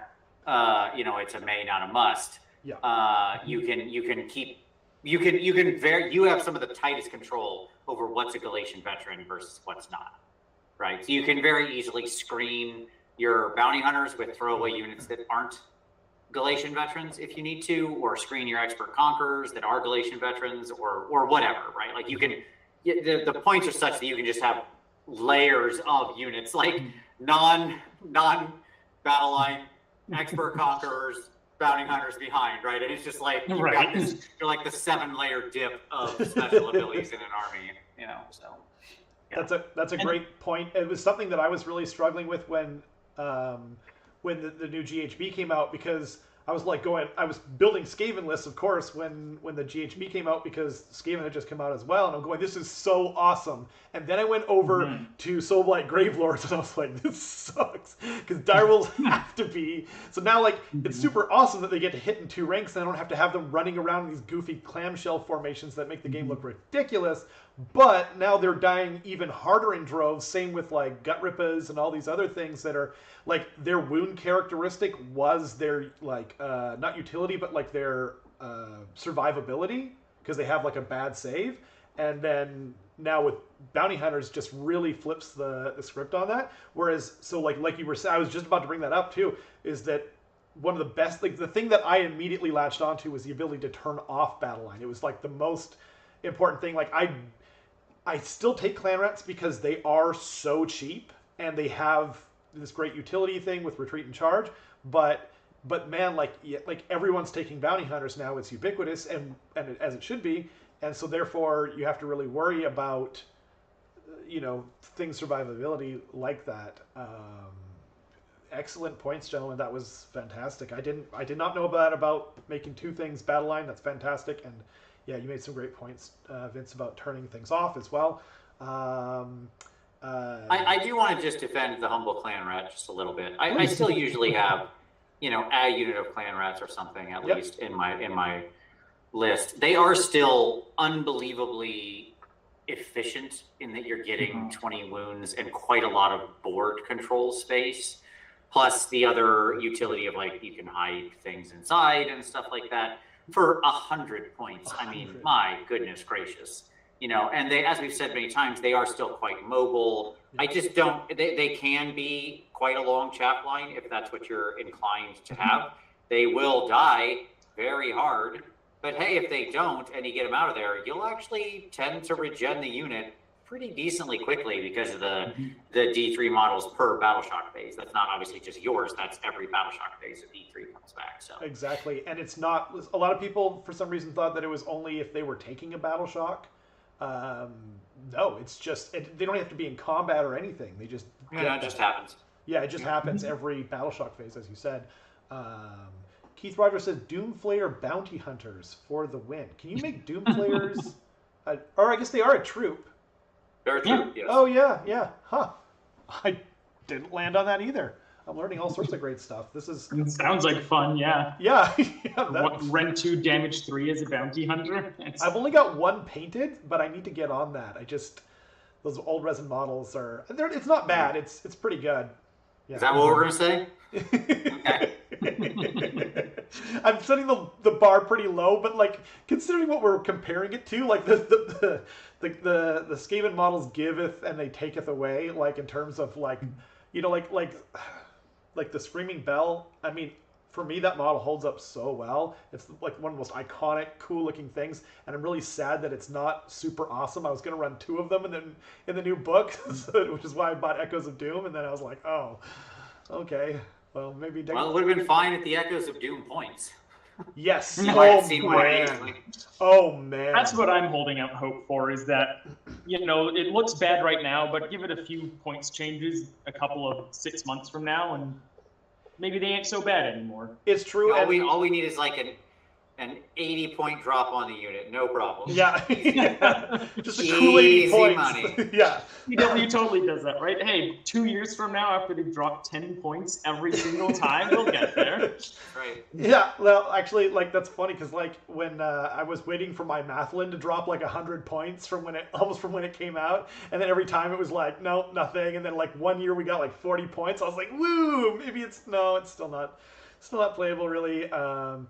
Yeah, you know, I ran it in our game, Matthias, and so my idea for that I am switching things, but I'm not going to remember to go back to this. I actually didn't mind it when I had a high value endless spell out there, because it's good at getting off the harder endless spells because of the +2 to cast. So you're +3 near a Nahul, so it's really quite easy to get a Purple Sun or something out. Now, Purple Sun isn't what it used to be, fair enough, but it kind of makes people, like, the hard part is getting people to attack the Screaming Bell, which is what you kind of want. No one will attack it unless they're going to flip it. Exactly. Right. Unless they're going to flip the wagon. The Yeah. problem with the Screaming Bell, I actually, like, just to really hone in on this, because I'm very angry about the Screaming Bell. Me too. Because it was one of my favorite things. I ran it a lot in 2.0 in the old book, even when everybody said it wasn't very good, but I still believed in it. Mm-hmm. And the reason I would even sometimes run the whole 2 towers, like double up the bells, the reason it was cool was because of the bell ring and what you could get out of the bell ring. It was pretty easy to get, like, multiple either bonuses to cast or multiple apocalyptic dooms, where you had this 26-inch range of D3 mortals to everything. Well, on a 4-up, it's a lot of rolls. It's a lot. Right? And the challenge is now the table sucks. Yeah, big The time. bell table sucks. Moving from 2d6 to a d6, I don't know why that happened, but it's so completely wrong. Yeah. Like, now there's no curve to it. It's just anything is anything. Yeah. It's very frustrating. That is the part that kills it for me. That is the single worst part. I used to roll those dice, and I think I got 3 Vermin Lords in like 150 games of Skaven, which is actually under what you would expect. But it was so much fun. Every time I was rolling those dice, I was so excited. And even when it hurt itself, I was like, well, there you go. Like, who cares, right? Like, on we go. But, sometimes you would get... My favorite thing was actually, well, other than a free Vermin Lord, was the -1 to hit bubble. Sure, of course. Yeah. The wall of sound or whatever. Yeah. I mean, that was such a potent thing to put out this giant bubble of -1 to hit, right? And, yeah, it's just... And I don't mind if they'd said, like, okay, no free Vermin Lord anymore on the 2d6. Just keep the 2d6, though, because you kind of want things, you want it to generally be a good thing. You want to be incentivized. And now it's kind of like, do I roll this? Or do I even care? It has to happen at the start of the No, the best thing you can get on that table now. Yeah. Yeah. Okay. Do you two have an opinion of the best thing you can get on the table? Because I do. So at first I was still, because now isn't it -1 to hit at like 13 inches? It's a much shorter range, yes. Right? And yes, there is still a -1 to hit, but yes, it is. It still exists. Weirdly now, I kind of like the movement because, just because like it's hard to move around. You want it to get up for me at least, for when they kill the clan rats. That way it's up where I want it to be, and it's kind of a problem, but. The best thing you can get on that table is damage yourself. Damage yourself. Yeah. You're right. Matthias and I actually joked about that. I was like, I could come set on, it to 1 every round, I would just ring it and have it crack itself, so that way I could guarantee at least have a stronger chance of making a Vermin Lord happen. That's true. I would start arcane bolting my own bell, like beneath, like that. The Gracier would just start shooting the thing at his feet. Yeah. Slamming that Skaven brew every turn just to damage himself. Yeah, exactly. That's so funny. Yeah, I didn't think about that. Like, or we did talk about it when it first came out. I think I said in between, like, come on, damage. Like, here we go. Yeah, you want it to damage itself because you want to get it to, is it 7 wounds or more taken before you can crack it? Yeah, right? Yeah, 7 wounds is when you can roll, but you're not going to roll at 7. No, you're going to wait till, like, where it's, like, basically guaranteed on a 2-up. Right. Yeah. That's the problem I have with the bell is it has the Vermin Lord summon and the pluses to cast. Yeah. But in order to get one, you have to not have the other as an option. Because as you damage yourself, you lose your bonuses to cast. Right. And now that's probably what you took it for in the first place. And what do you guys think? Like, so I don't know how you guys thought of this. I mean, I know we're onto the Screaming Bell now as our magnum opus, Apparently, but but still, like, so when it came out, when the book, so when it existed in Age of Sigmar 1.0, it could move 6 inches, and you roll the thing, and you could get additional movement.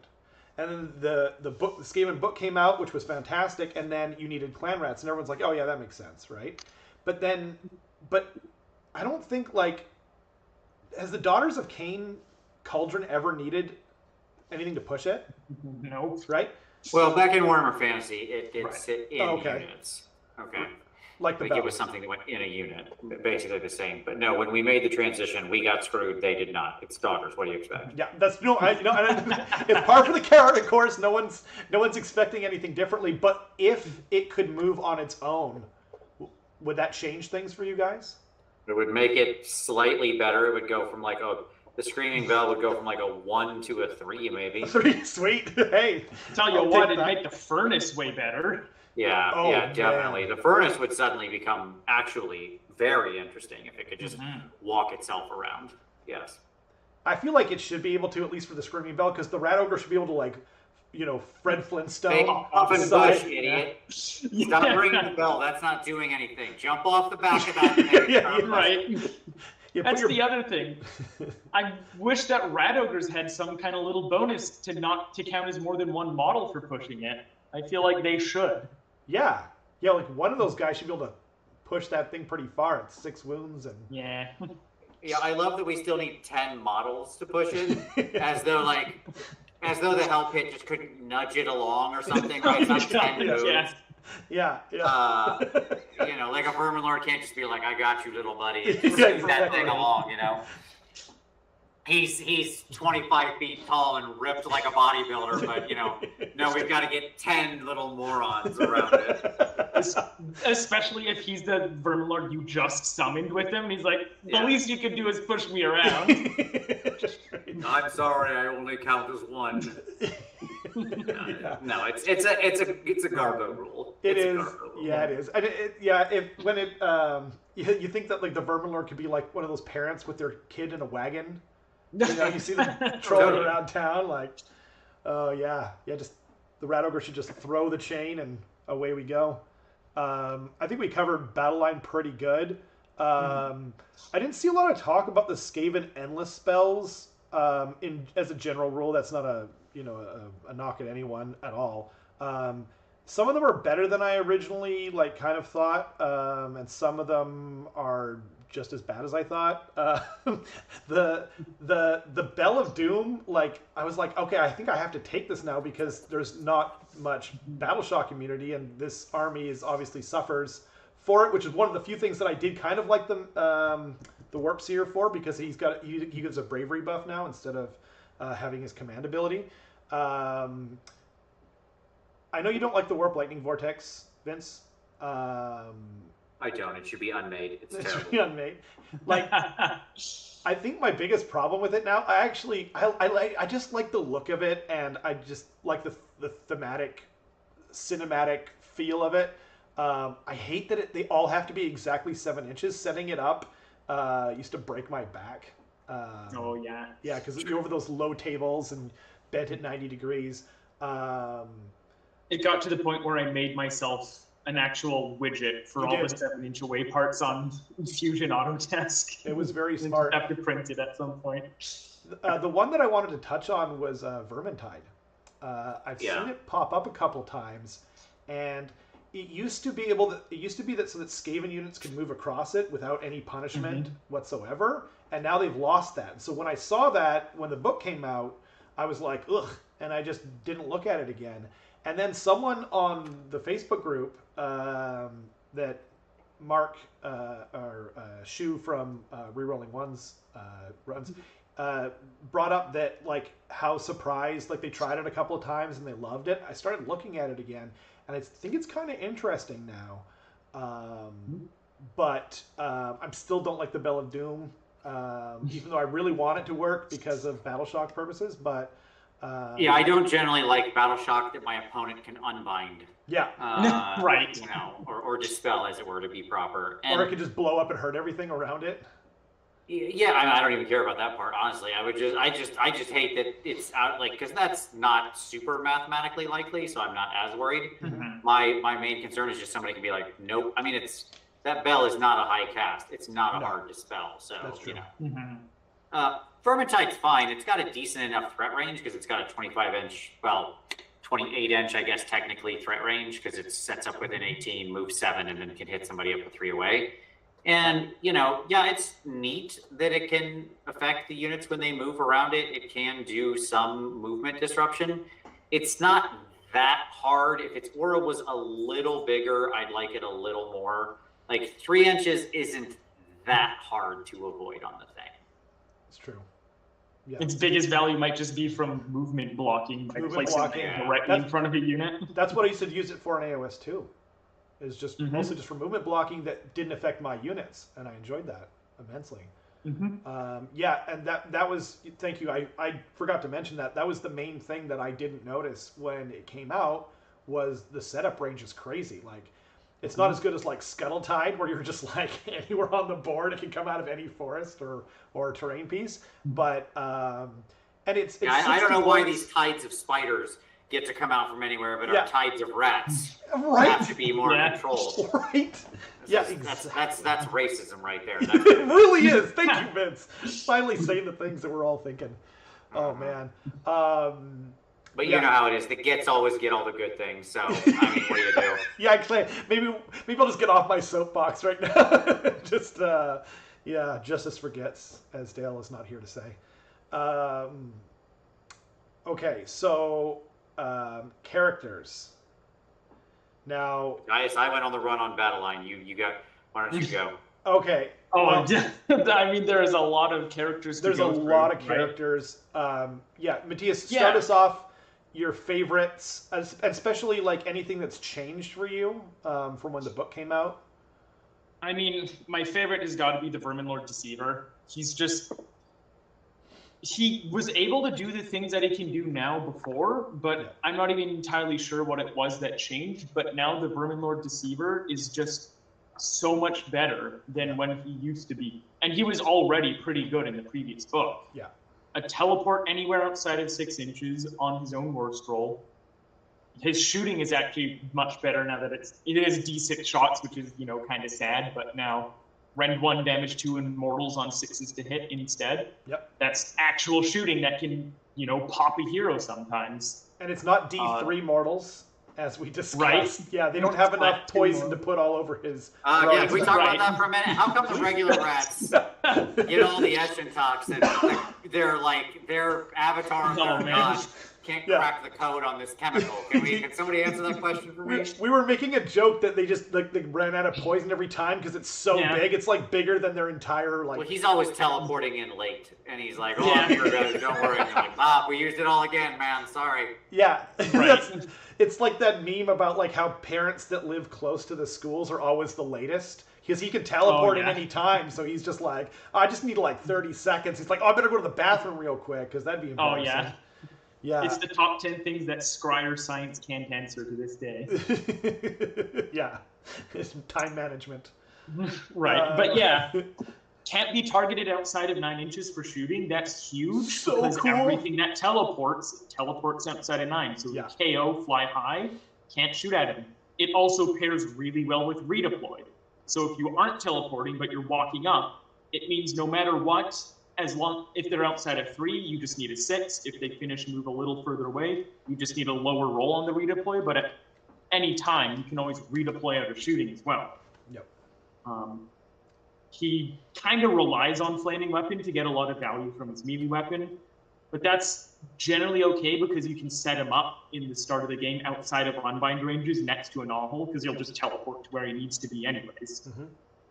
Then the classic combo, the 2 setup, he always has Shadow Magnet Trinket, and the combo with Shadow Magnet Trinket is it's a once per game artifact that gives you always strikes first until your next hero phase, which means it'll last through an enemy's double turn, just like Bellacor's Dark Master. But always strikes first combos incredibly well. It's double turn. You can leave and be a speed bump still, and then do it again when they charge you again. And then that can be leaned into even further with the incredible agility command trait to give him flying, so your opponent can't surround him. He can always leave him if he's surrounded. That's particularly valuable against Nighthaunt, who tend to, with all their flying units, surround you really well. But it also gives him a second finest hour, that command trait, that's actually almost as good as the flying, not quite as good, but it's also super valuable because it means you can be incredibly aggressive with his positioning to movement block things, and you will be in range of their shooting stuff at that point, but that's okay because you can finest hour through 2 turns and just save stack through a lot of damage. Well, the other version you see him used in is with Devious Adversary for the +2 attacks, and that one kind of follows a good defense is the best offense, where you can either pop always strikes first and leave, or just kill the thing. 8 attacks, 3 up, 2 up, that can just easily become 2 up, 2 up. Ren 3, damage 3 with flaming weapon. Yeah, just kill the thing. Yep.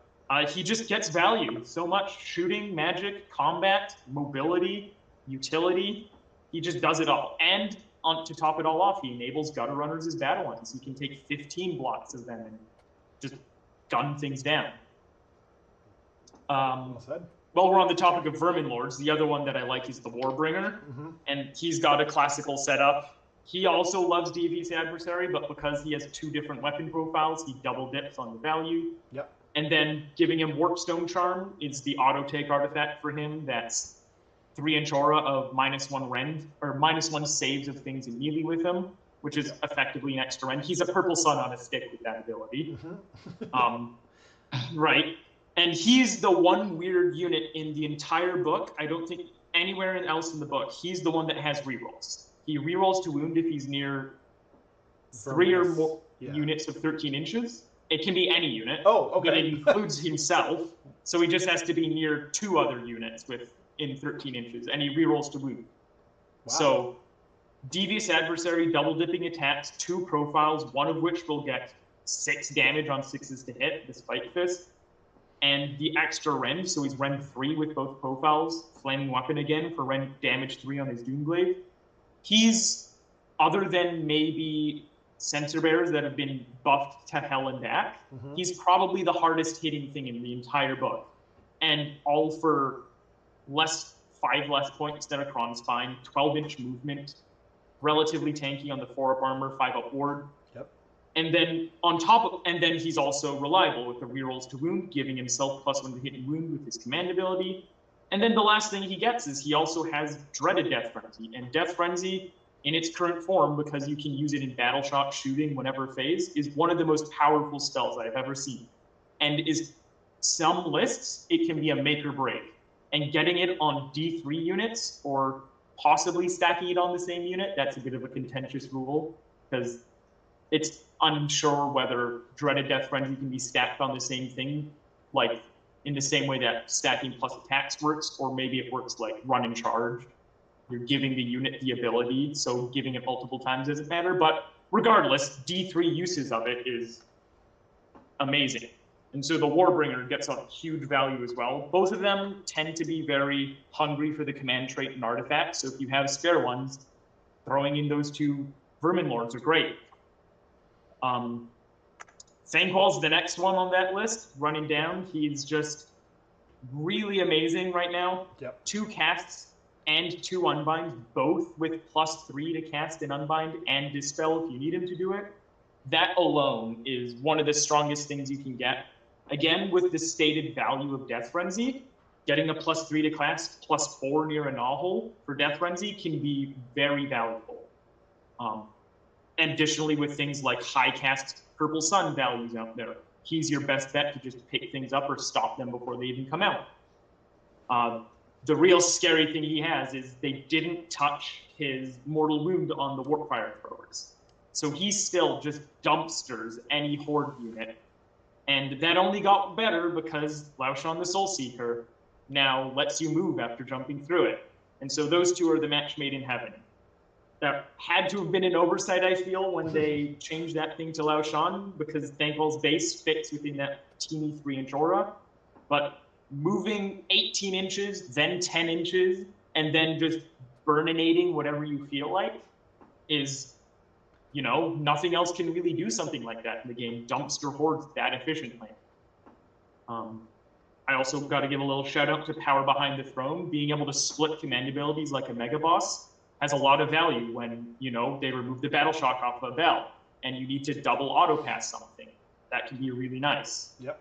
And then the last part about him that's just probably too good for his own good is he heals D3 wounds at the end of every combat. Every combat, yeah. 10 possible chances. That's so much value, because if you don't kill him, he can very easily just heal back to full after a few turns. He can just hop in his boat, run away for a few turns, heal back up, and he's good to go again.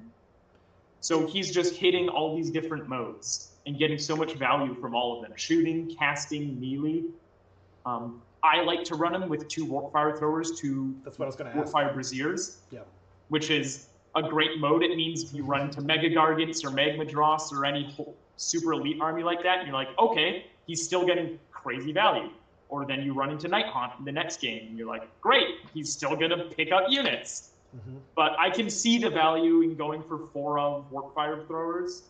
The one thing I want to try out is Matt's warp fire braziers in combat and just see how that goes. But that's something I have yet to try out. Those are my top picks. Other ones that could get a shout out. The Arch Warlock we talked about at the start. Yep. Gets crazy value. The Deathmaster's only real value is that one combat trick where the unit he's hiding in dies and then he pops out and keeps the unit stuck in combat. I talked about the Furnace a little bit. I love him for just being -1 to hit and wound and super tanky because he has innate -1 to wound. He gets -1 to hit from that allegiance ability. He loves hanging out with the Kronspine. He'll sit there, make the Kronspine, who's already a little too swingy, way more swingy, and just hang out with him for the whole game. Best friend. Those are my top picks. Feel free to shout out any others. Wow, that was great. I'll rapid fire because there's so many to talk through. Right. First of all, I completely agree with every choice that was just said. Yes to all of that. So second votes to everything just said. And I will add, I mentioned the Master Molder earlier. The +3 to run and charge is absolutely ridiculously good, and how it combos with all sorts of other things that lets you then, as you mentioned, just like pop out of a null hole and then just be like tearing off. Right. We're just getting things around the board quickly. He's cheap. His utility is incredible for bringing those fighting pack units back. The regular old Plague Priest, again, the fact that he can Great Plague off, it's very easy to get multiples of them and then have them start feeding each other bonuses if you want, or just get them near a null hole. Getting more than a 6 can be very powerful, and some of those Great Plagues are quite good. So that's definitely on the list of heroes. The Humble Grey Seer is, for what he is, he's a double caster at 125 points, I'm going to say off the top of my head, not looking at anything. That's wonderful value. He can power out spells really easily because you will eat his Warpstone, so that's fine. So good for him. Who else? Oh, and then Slink. I mentioned Slink earlier. Yep. My dog, the one, the only, the master assassin, the straight killer. He is the entire Wu-Tang Clan all in one, right? This dude never lets me down. I've never lost him in a game. His ability to ASF and then bounce is incredible. And fun. I will waste a lot of command points rallying back his dumb units just to keep them alive. So there's like, if I can get, out of combat or whatever, 100% I'll rally on those dum-dums. Just to, even if one guy comes back, I'm like, yes, excellent. We're keeping the ASF and retreat machine going, right? Yeah. So I'm in on him. God, who else haven't we mentioned yet? I'm trying to think of like other things I haven't mentioned. The Arch Warlock. You mentioned that. I mentioned that. Sure, that's fine. Even the Humble Engineer, and like you said, the ability to bubble buff multiple either lightning cannons or more warp power or stuff like that is all highly valuable. And it's sorry, just real quick, I wanted to mention that like before, when I wanted to take a meme list and bring 3 or 4 warp lightning cannons, you also had to pay for extra engineers or bombardiers. Now you can just bring 1 or 2 and you don't have to pay the tax to be firing everything like a crazy person, which I will do anyway. So I really enjoyed that. Yeah. Sorry, I didn't want to interrupt. Yeah. I don't hate the Engineer and Bombardier, even on their own, with nothing to buff, no Warp Lightning Cannons, nothing. Because when you have all the Warp Spark tokens to hoard on yourself, giving the Engineer 2 damage, because he's shooting at Ren 2, damage 2 at that point, hey, that's nothing to be mad at. He has a D6 Mortal Wound spell, as long as you don't fail it. He can give himself rerolls, so he's way more likely to cast it. No. And then the Bombardier with Rend 1 damage 3, that's easily Rend 1 damage 4. It's going to be a real trick trying to get past that 4 up to hit, 3 up to wound. Yeah. But if you can, that can just bonk things. And so just even on their own, I still quite enjoy them as little hitty units. Nothing quite on the Arch Warlocks level, but that's a tough bar to meet. That's true, but you're not investing anything if you put that on like the Bombardier. Like if he's on his own, then you got okay. Well, I'll just take more warp power. I'm not using it anywhere else, and then he's a little bit better, and you're getting a little more value out of him that way. Just one more here. Even the Humble Claw Lord, is not terrible. Like we've literally said every hero in the book because they all have some use. I will point out that the stupid Humble Claw Lord has a better attack profile than any Stormcast hero. He literally has the improved Stormcast profile. He's 6 attacks on 3/3s, neg 1/2 damage, whereas they cap 5 attacks on the Lords. Okay? Yeah. And his attack goes up when he suffers wounds. So, like, if you're careful and you get him in fights where he can reasonably survive, like he'll get a couple wounds on him but not die. So you don't just charge him willy-nilly into a blender unit, right? But if he's just like on the corner, charging with other units, just kind of around, if he takes a wound or two, the dude very easily gets up to like 8 or 9 2 damage attacks on 3s and 3s. Like, he can do a lot of work, and he does have a great command ability still, a +1 on Verminous. It will become much more highly valuable in a world where we get out of the current GHB season. Like, when there's no bounty hunters and maybe storm vermin aren't bad, the stonks on Clawlord go way up. Yeah. Especially paired with the heroic action to get the auto pass battle shot. Yeah. Warlord trait. And Keith brought up something, because he said don't forget about the heroic action to gain Devious Adversary. You have to use your heroic action. But potentially even better than that is if you know that you're about to take some battle shock, you can take the command trait that gives him where they don't have to run, they just take D3 mortal wounds or whatever, and you can keep, and because it's not wholly within, it's this really weird thing where it's I think 3 inches within, and then you could be theoretically stopping like 5 units of 20 clan rats strung out and be. I mean, and that looks ridiculous, but it is a viable tactical option that shouldn't be undersold. And if you if you use Death Frenzy on the Claw Lord when he's taken all of his wounds, so then when he's dying and fighting again, he's gaining +5 attacks instead of, But anyway, it's That's the other value from the Warbringer, because dreaded Death Frenzy can go on heroes, which means you can play on death there, whereas normal Death Frenzy can't do that. You can only go on units and monsters now. Just non-hero units. No, does it say just non-hero? I believe so. Oh, okay. You could Death Frenzy a Warp Lightning Cannon if you were so inclined.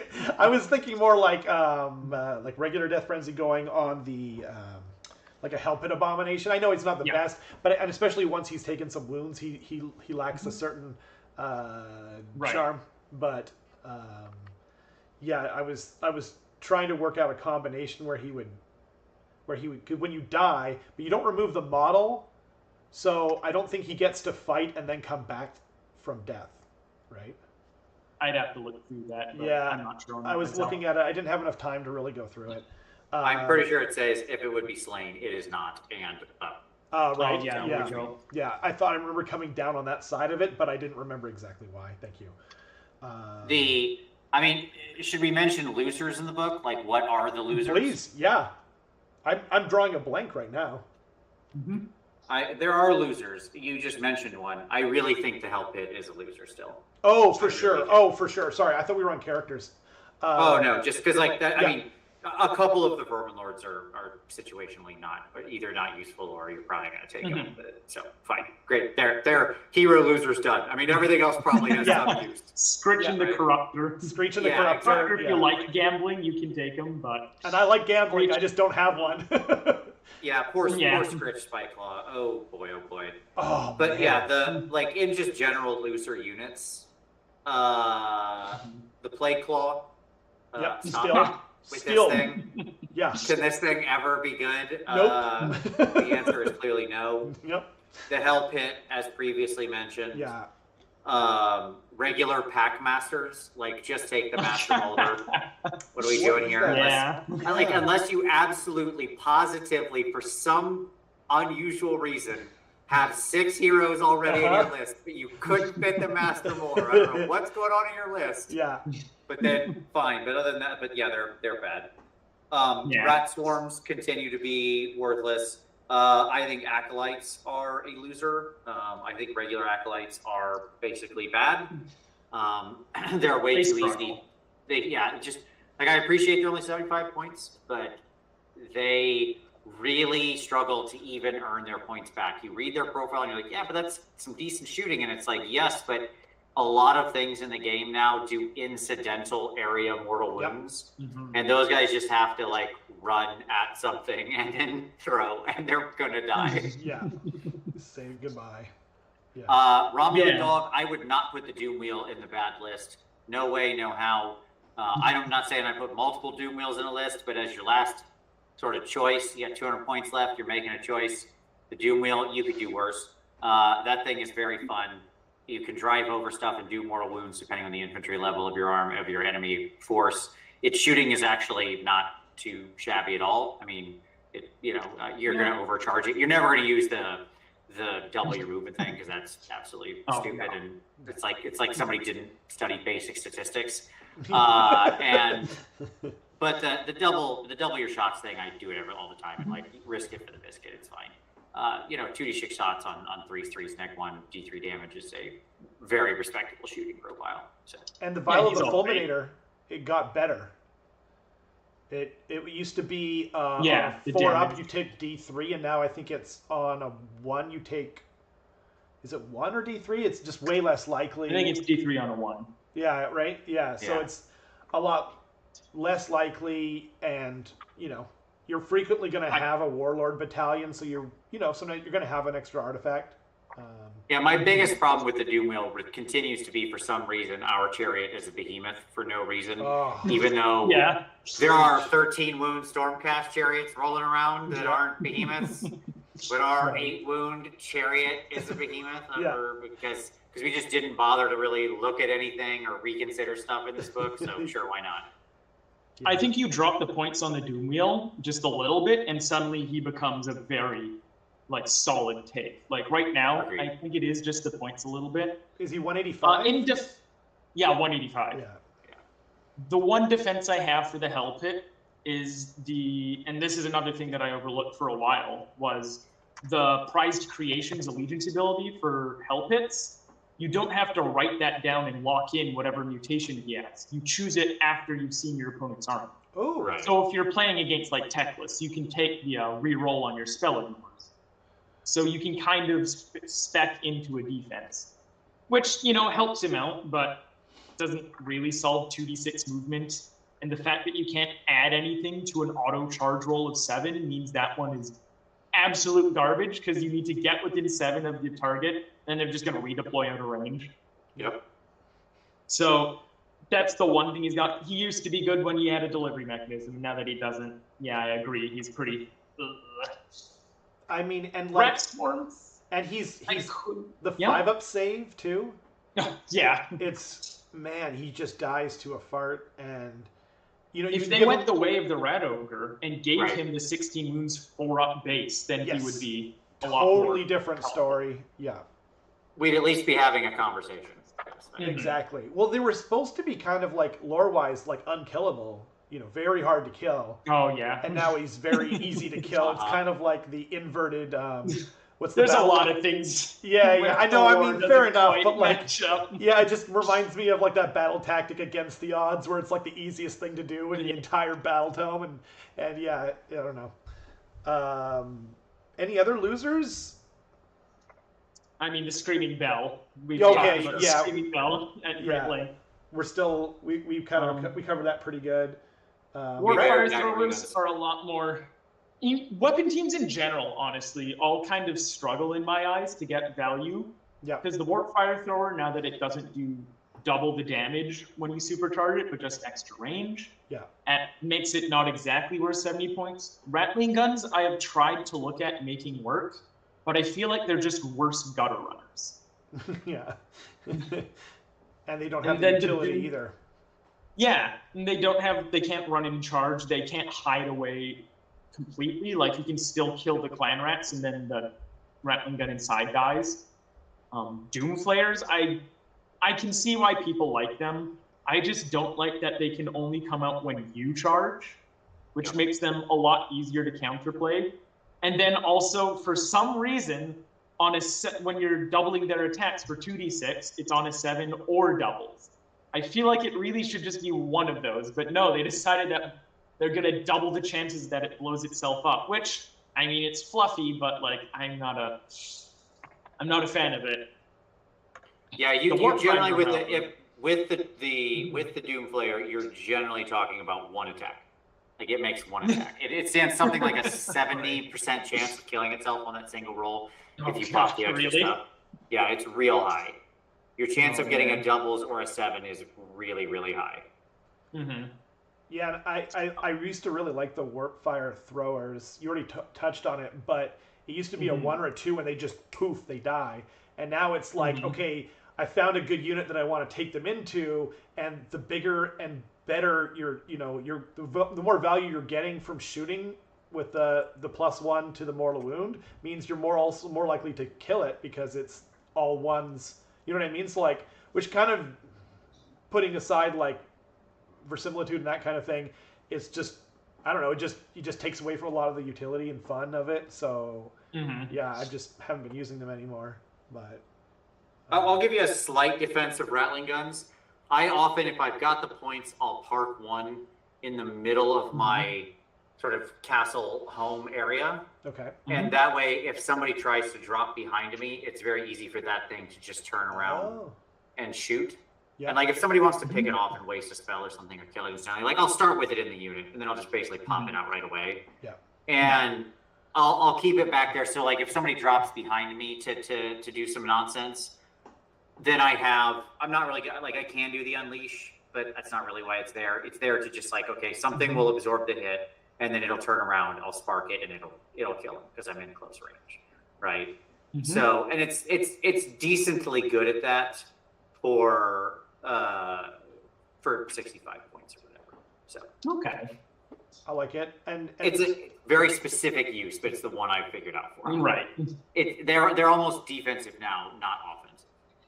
That's really interesting. And I mean, if you do have something close enough to say, hey, unleash hell, then it might. Yeah, work. I mean, they're okay with unleash. The problem is it's -1 to hit. Yeah. Yeah, it's a big penalty on that. True. That's a good point. For rat swarms, a lukewarm defense of rat swarms is they can follow around a Grayseer, and then when he passes off damage, he can regen the wounds back. That's a little something. Yeah, I actually saw it in a list not that long ago.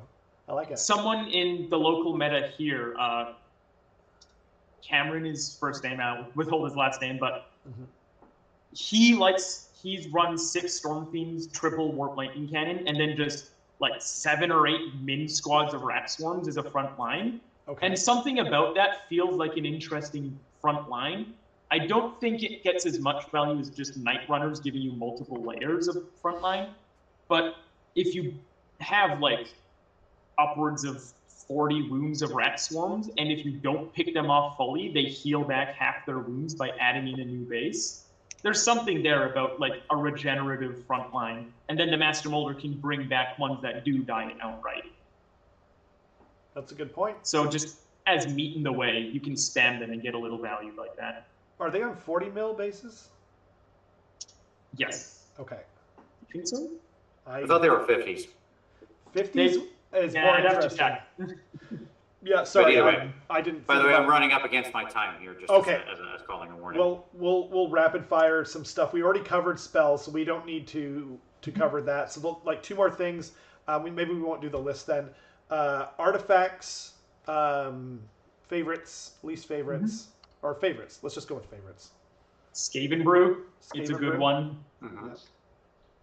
That's like Master I said Clan before, only, just to clarify. Yeah. Yeah. Skaven Brew for Master Clan. Just getting value more out of Rat Ogres. Pop that thing on Thankwall. He'll heal back the damage anyways, and he has 2 or 3 different profiles to benefit it from. For sure. Shadow Magnet Trinket and Warpstone Charm. Those were the artifacts for the Warbringer and Deceiver. You can also throw Warpstone Charm on a Clawlord and get a little baby purple sun for extra value there. Yep.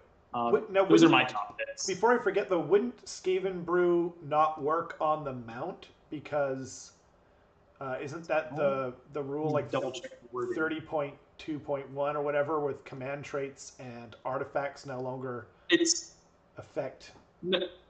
I think that's because that's assuming it's a thing that's upgrading the hero directly, like, the Gnaw Shard. It says, the wording is, it says friendly. It says friendly. Oh, yeah? So that would cover both of them, I think. It might cover that, but for the most part, then it can still get value on other phases. But that's true. It might not work on Thankwall necessarily. I haven't done that combo since the beginning, and especially since I learned about that rule from a battle report. You already talked about Warpstone Charm. It's really cool. It's hard to remember to do to roll the dice, which I think most of us have kind of forgotten about it, and then you do it later. But it's so awesome on the Verminlord, the Warbringer. I'm drawing a little bit of a blank right now because my mind's racing. But the Foulhide is another good one. Just if you can't afford an extra Master Molder, just popping 10 wounds. The downside is he loses his Lookout Stern shooting. He can't hide in cover. But I find that it's enough to dissuade your opponent from putting their shooting into him, but into somewhere else a lot of the time. But he can still be very killable, but it still has value if you don't have the points to afford a second Master Molder. Yeah, my other quick picks would be the Rabid Crown. +1 to hit. I was trying to look up the name of it. I couldn't find it. Yeah, like wholly within 13. It's great. Like, no issues there. It's perfectly fine. We mentioned the Null Bomb earlier. Powerful, turning stuff into turning something into a Null is incredibly good. Rust Cursed Armor, if you've got the second Verminous, pick up because it's just +1 to save all the time. And then its kicker is like once in a great blue moon, you'll accidentally kill an enemy artifact, which, haha, isn't that funny? Really, you're doing it for the +1 to save all the time. Right. And then if you want to play, if you're a rambling, gambling man and you want to get real wacky wild with it, right?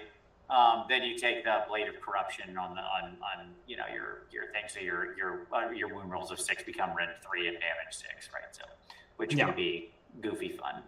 Absolutely. We already talked about the Shadow Magnet Trinket. Sorry. Yep. The Brass Orb, just because it's pretty awful because it's impossible to line up the stars. But if you line up the stars, you can have a good time. For sure. And I actually don't mind the Staff of Rightful Supremacy, specifically on the bell. I like to throw it forward, and then it's like, okay, if you come anywhere near the center of the board, you're -1 to cast. It has some other special effects too, but it just encourages people to go after your bell a little bit and take it out. Just auto-picking up endless spells in this meta where endless spells are everywhere, it can get value pretty easily. Yeah. And I already talked about the Vial of the Fulminator, specifically for the... It does work also on your... if you want to get a little bit of extra... Yeah, on the Warp Lightning Cannon, because they only move 3 inches, so you can just be like, okay, well, it looked like it was out of range, but now it suddenly isn't. We kind of already talked about the artifacts. Command traits. We already talked about that as well, to a certain extent. Devious Adversary. Yeah. And the... what's the Eshin one? I can't come with it. Oh, Incredible Agility. Incredible Agility, thank you. But The Skaven, so the Skaven Master of Magic was the original Master of Magic. Then Age of Sigmar 3.0 came out, and it was the worst. Like, they're both called Master of Magic, and the Skaven one was worse. And now we've done it again. We've leapfrogged ahead again, and now it's everything. I really like it, but most of the time I'm not taking it anymore. I just really liked it mostly at the start. But it's difficult. A lot of other things are hungry for a command trait, especially with how much value DB's adversary can grab. And you can only have Sorry. Yeah, and then the only good Master Clan heroes are a Gracier, who probably can't afford to take your Warlord trait, and then Thankwall, who can't take it anyways. Exactly. Is there anything that you guys wanted to mention for command traits? I mean, I think that's most everything. If you want to get super wacky, you can do something like,